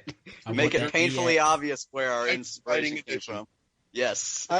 I remember when I first talked to Tommy about Pegasus Prime, I think the biggest complaint I had was that while I liked the music that was in Pegasus Prime, I definitely was missing some of the cues that were in the original, like especially the Mars Maze theme. Yes. We that's definitely been reworked into the updated version now. Yeah. So some things have been gotta love that fixed, classic Gino Andrews, but I mean that Bob Stewart music is just as magical to me, I think. Oh, I love it too. It was just more like I remember playing the game the first time, like, where's the Mars Maze music? Yeah, For Tommy, the record, if you want that. speaking of Gino Andrews, the infomercial video for Gino Andrews' album in Buried in Time is one of the most gloriously cheesy things on the face of the earth, aside from a can of cheese girl. But I gotta tell you something about that, Larry. Every song you hear in that commercial, that's a real song. That song exists. Every single one of them is a full song. I kind of always had a sneaking suspicion somewhere. Yeah. Dear Lord, that video. Wow. Oh. Okay, so I got a question for you, Larry. Since all those songs were actually recorded by Gino Andrews, if we put together a CD of Gino Andrews of Fond Remembrance, would you get that? Promise me it's signed and I'm buying it right now. Yeah, I'm in down too. for one too. Yeah. I might as well just take one. It has to come on an Environ cartridge though, or I'm not getting it. That's right. Oh no. Well, Matt, you're gonna have to wait at least like 300 years before you'll be able to play it. Right. Okay, That's it okay. just means we have something to look forward to. Yeah. Which, speaking of, I would buy it. Just touching back, I wanted to make sure that was out there. I will, hands down, in a heartbeat, I would throw $60 at a physical copy of all three games on Switch or anything else. But, dear Lord, if that was pressed to a physical copy for the full collection, the trilogy, money is in your hands in a heartbeat from me. Where were you in 1999? They already released the trilogy as a box set. And the downside for me is that I got away from PC gaming in most things. It got to a point for me that it was easier financially to invest in a console, and I had one solid piece of hardware for 5-6 years that was going to run everything that came out on it. And I stepped away from PC, and I haven't gone back to it nearly as much as I'd like to, because there is some PC stuff that I will piddle around with, but most of my default is I find my comfort and my joy sitting back and playing on a console. And so, like I said, I'm excited at the prospect that, with controller support, that's something that appeals to me greatly, to be able to kick back. And, I've got a theater room that just got brand new furniture in it too, even, to kick back on my comfy new couch with my big screen TV. Tell me you're going to play Pegasus Prime on that. Oh, it's going to happen, because now yes, I'm going to be playing Pegasus Prime in 3D. Oh, dang. Crank up your subwoofer, man. Turn out the lights, crank up the speakers, and buckle up. Yeah. So, but yeah, it's, I would throw money at that in a heartbeat. And given some of the reaction to, the news that you guys were going to be on our show, I think a whole lot of other people would too. All right, I hear you. Well, like I said, I get the hardware. I'll do it. I'm happy to do it. Because I want to see it too. You know what? We'll maybe have a conversation in the forum about, seeing if it's really worth, putting together a crowdfund to get you guys some funds to get you a Switch dev kit. Mm. Well, the flip side of that too is, this has been something that fans have been asking for a while. Oh, put it on Xbox 360, and well, if we had gotten the kit back then, and now the game is ready to go, well, no one has a 360 anymore. So it's one of those things where we got to get it early enough, and I got to have enough time in my schedule, right, to do it too. So, the Steam version took way too long. It took 2 years to do, but that's because I work on it during, a few hours every night and stuff, and on weekends and things. This isn't my full-time job, right? So, I just do this kind of a labor of love, basically. It's my side gig. But, if there's enough lead time, because PS4 came out how long ago? I don't know, and it's still going strong. So, if we get this ready to go early, then yeah, sure, we could put a port out. That'd be fine. So not only that, but I think something like, and I feel like I'm beating a drum to death here, but Switch, I think, could hit on some of what else you talked about, a mobile port or a tablet port, because then you've got that portability, pick it up and go with you factor too. Oh yeah, definitely. And we've got an advantage there where ScumVM is already running on mobile, and so that cuts a lot out of the development time, where we don't have to rewrite the entire game to work on a new system. It's already running on Android and iOS, and we can just tweak it a little bit, spend a few months on it to make it play really well and look really good and perform really well, and then there's your game right there, so you don't have to wait as long. Right. I want to leave you guys with one last question. What do you guys think of the current state of, the point-and-click genre, especially with, some things like Armacrog having come out, from the guys that did the Neverhood, the spiritual successor there, Armacrog, to things like, Escape from Monkey Island, seeing a resurgence in popularity. Where do you think that leaves the genre now? At least from my perspective, I don't really play as many games as I used to anymore.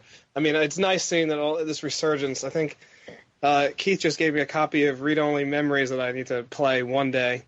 And, I love seeing that everything's back. I just don't play it as much anymore. It's great seeing that, Grim Fandango Remastered is out and Day of the Tentacle Remastered is out. Not that I haven't played those in the past, but it's just good to see everything out again. I think that, and this kind of goes as kind of a personal thing for me, but I think the big I'm going to call it a resurgence because it comes in waves, every decade or so.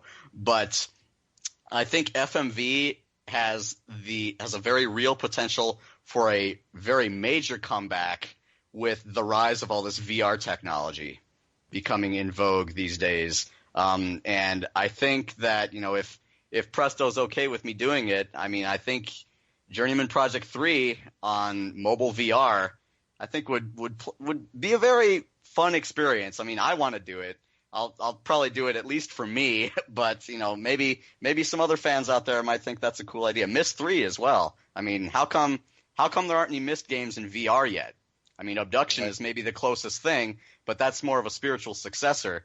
It's like let's revisit the classics, and they've kind of fallen out of the public eye over the past 20-25 years. Let's bring them back and put them in VR now that we can. There you go. You heard it here first. Journeyman Project 3 VR confirmed. Keith said so. Not confirmed. I just confirmed that I want to do it. There's the bus. I have promptly thrown you under it. Come on, Larry. You know that confirmations in the number 3 are no friends at all. And, I do have 2 last questions for you guys. Tommy, did you want to answer Larry's question also? Oh, yeah. I apologize. What was the question again? Because I was so drawn by the other 2 gentlemen's responses. What do you think of the state of point and click? Oh, okay. I think the maturity of the mobile space has finally made a lot of this possible, where now that we have bigger screens on mobile devices and we have tablets, a lot of these games are perfect candidates to be ported as such. And I think what Keith had said earlier about bringing this to iOS, this would be great to play on iOS. Fair enough. Right on. Well, here's my 2 questions. Keith, you mentioned FMV. What did you guys think of her story? I love it. I love the way that they did it. I like the main interface and kind of the main mechanic of, okay, you're kind of exploring these clues in kind of a computer. I think that's a really nice way of presenting the game, and I think it's really, really interesting gameplay. What I love about Journeyman Project is that the game is discovering the story. That's a large part of, like, you're thrust into Turbo or Pegasus Prime and you don't know what you're doing. You just start the game like, who am I? What am I doing? Like, where is the story going? It doesn't like spoon feed you what you have to do at the very beginning. Part of the game is discovering what you have to do. And I think her story is kind of like that kind of detective thing. What is going on with this person? I need to kind of look at all these interviews and try to piece together what's going on and try to form a story in my head. And I really like how her story does that and how it presents it. Yeah, because I know it's not a point-and-click game, but it's more just like a FMV adventure game. And, it got a lot of accolades, and a lot of people were just surprised that someone remembered this style of game making and brought it back. Yeah, they did it really well. They did a good job on that game. Tommy and Matthew, have you guys checked out her story or anything? Or, seen a video of it? No, I haven't checked it out. Okay. Is this the online web experience, or is this the game? It's the game. It's okay. No, not the game yet. Okay. And my last question that I always ask all the developers, so let everybody know, what is your favorite cereal or breakfast item? Oh, geez. Pancakes left field because we can. Well, I grew up on, and I'm somewhat convinced that a factory exists for this product only for my family, because I tell people what this is and they don't know what in the world I'm talking about. But I grew up on Cocoa Wheats cereal. And I remember that. I remember Cocoa Wheat. Not Malto-Meal. Malto-Meal is an imposter. That's fake stuff. Stay away from that stuff. Cocoa Wheats is the good stuff. I grew up on that, and so, I'm nice, big, and strong now. It's full of iron. It's good for you. And it's also chocolate, so that helps. What about you, Matthew? Oh, I'm not a big cereal fan, but definitely pancakes for me if I had to choose a breakfast food. Yes. What kind of pancakes? Chocolate chip, of course. Okay. And what about you, Tommy? I was gonna say malto meal. Shame. But that would make me an imposter, right? Oh, here's a little note about the original Journeyman Project release. This changed in later games, but in the first release of the Journeyman Project, when you collect all the biochips, the biochips letters are an anagram for imposter. Wow. Oh my. Well, Keith, can I say that actually your family, if they're in Chicago, they live just like an hour away from me? Oh, interesting. Actually, they don't live in Chicago proper. They live in the suburbs, but it's like close enough, right? So maybe it's just an Illinois thing. It's like everybody in Illinois knows what cocoa wheats is. Yeah. Yeah, you mentioned Chicago and I got happy. I'm like, I'm close to him. I know. It used to be out here in California. I mean, within the past, 3 or 4 months, the Walmart by me started carrying cocoa wheats. I had to order it from Amazon because nobody around me carried it, but now they finally do. I'd order it by the 6-pack. Wow. I used to have like Fruitios and Chocos from Aldi's. Like my grandpa would buy them for Aldi's. Yep. And Yep. I'm Yep. Like when you can't have Fruit Loops, Fruitios was the best. Sure, I mean, my dad would do the same thing too with whatever generic stuff Dominic's or Eagle would have. It's like, it tastes the same. And I'm like, it doesn't taste the same. I can tell. So my inner child demands that I share this little nugget of nerdiness with you. Journeyman Project for me was, just at that right time of childhood where the imagination was still there and the urge to, go out and play pretend. And growing up as a kid, some of my go-to toys were Legos and also Kinects, which lent itself very nicely for me to, go out and play pretend, because I would make myself out of Kinects the little monocle, Gage's monocle, and I could wear it around and pretend to be Gage Blackwood when I was a kid. That's awesome. Nice. So it happened. Somebody did it. It happened. But one last thing we want to hit on before we start wrapping up. You guys have been gracious enough to put together some stuff for us to give away. And I kind of want to share what's on the table here. We've got a third, a second, and a first place prize to give away. Third place, we've got a copy of the Pegasus Prime soundtrack. Second place, the soundtrack and a copy of Journeyman Project Pegasus Prime DVD physical release. And very, very graciously being given away here by the guys. We have a autographed copy of Journeyman Project Pegasus Prime to give away, along with a copy of the soundtrack as well. So to get in on that, when this post goes up, click the like button and on the episode post, and you are entered to win. And we will pick out winners on next week's show. Should make them work for it. They should comment and explain why they think they deserve the prize. What's their best Journeyman Project memory? Or answer an obscure trivia question. Oh, and you best believe we have some good ones. No, I want to be kind here and put it out for as much as possible. So I've done some where you'd be surprised, how little you ask of somebody, and it's still apparently too much. So click the like button on the episode post when this goes live and you hear it, and your keister is entered to win. Yeah, and guys, would you go ahead and plug the release, the price, and where they can find the game? Go for it, Tommy. It's scheduled to go up on Steam tomorrow morning on the morning of Monday, President's Day, February 20th at 6 a.m. Pacific time. So for people listening, that's today. So that means by the time folks hear this, it's already up. You got it. Yes. How much will it cost, Tommy?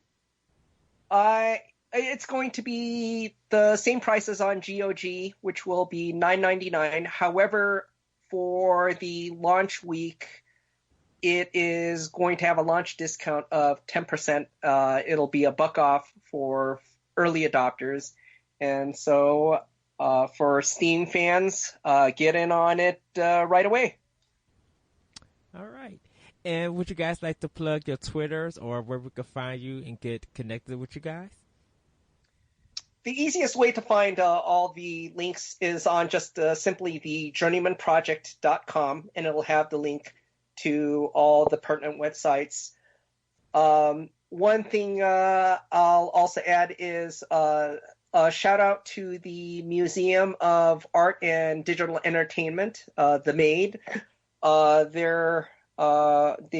They're graciously having me as a guest at GDC, where Journeyman Project will be presented. Very thankful to them for that. And I'll also be there representing Robotech, the day project that I work on now. And I want to give out a shout out to Keith and Matthew for all the countless weekends in between their careers that they've put into the love for the Journeyman Project. Totally worth it. That was an absolute pleasure. Mm-hmm. Yeah, if anyone's going to be at GDC next week, we're going to be showing off Pegasus Prime, like Tommy said, in the new Retro Play area. So go look for us there and check it out. Right on. And Matthew, where can we find you and all your good stuff?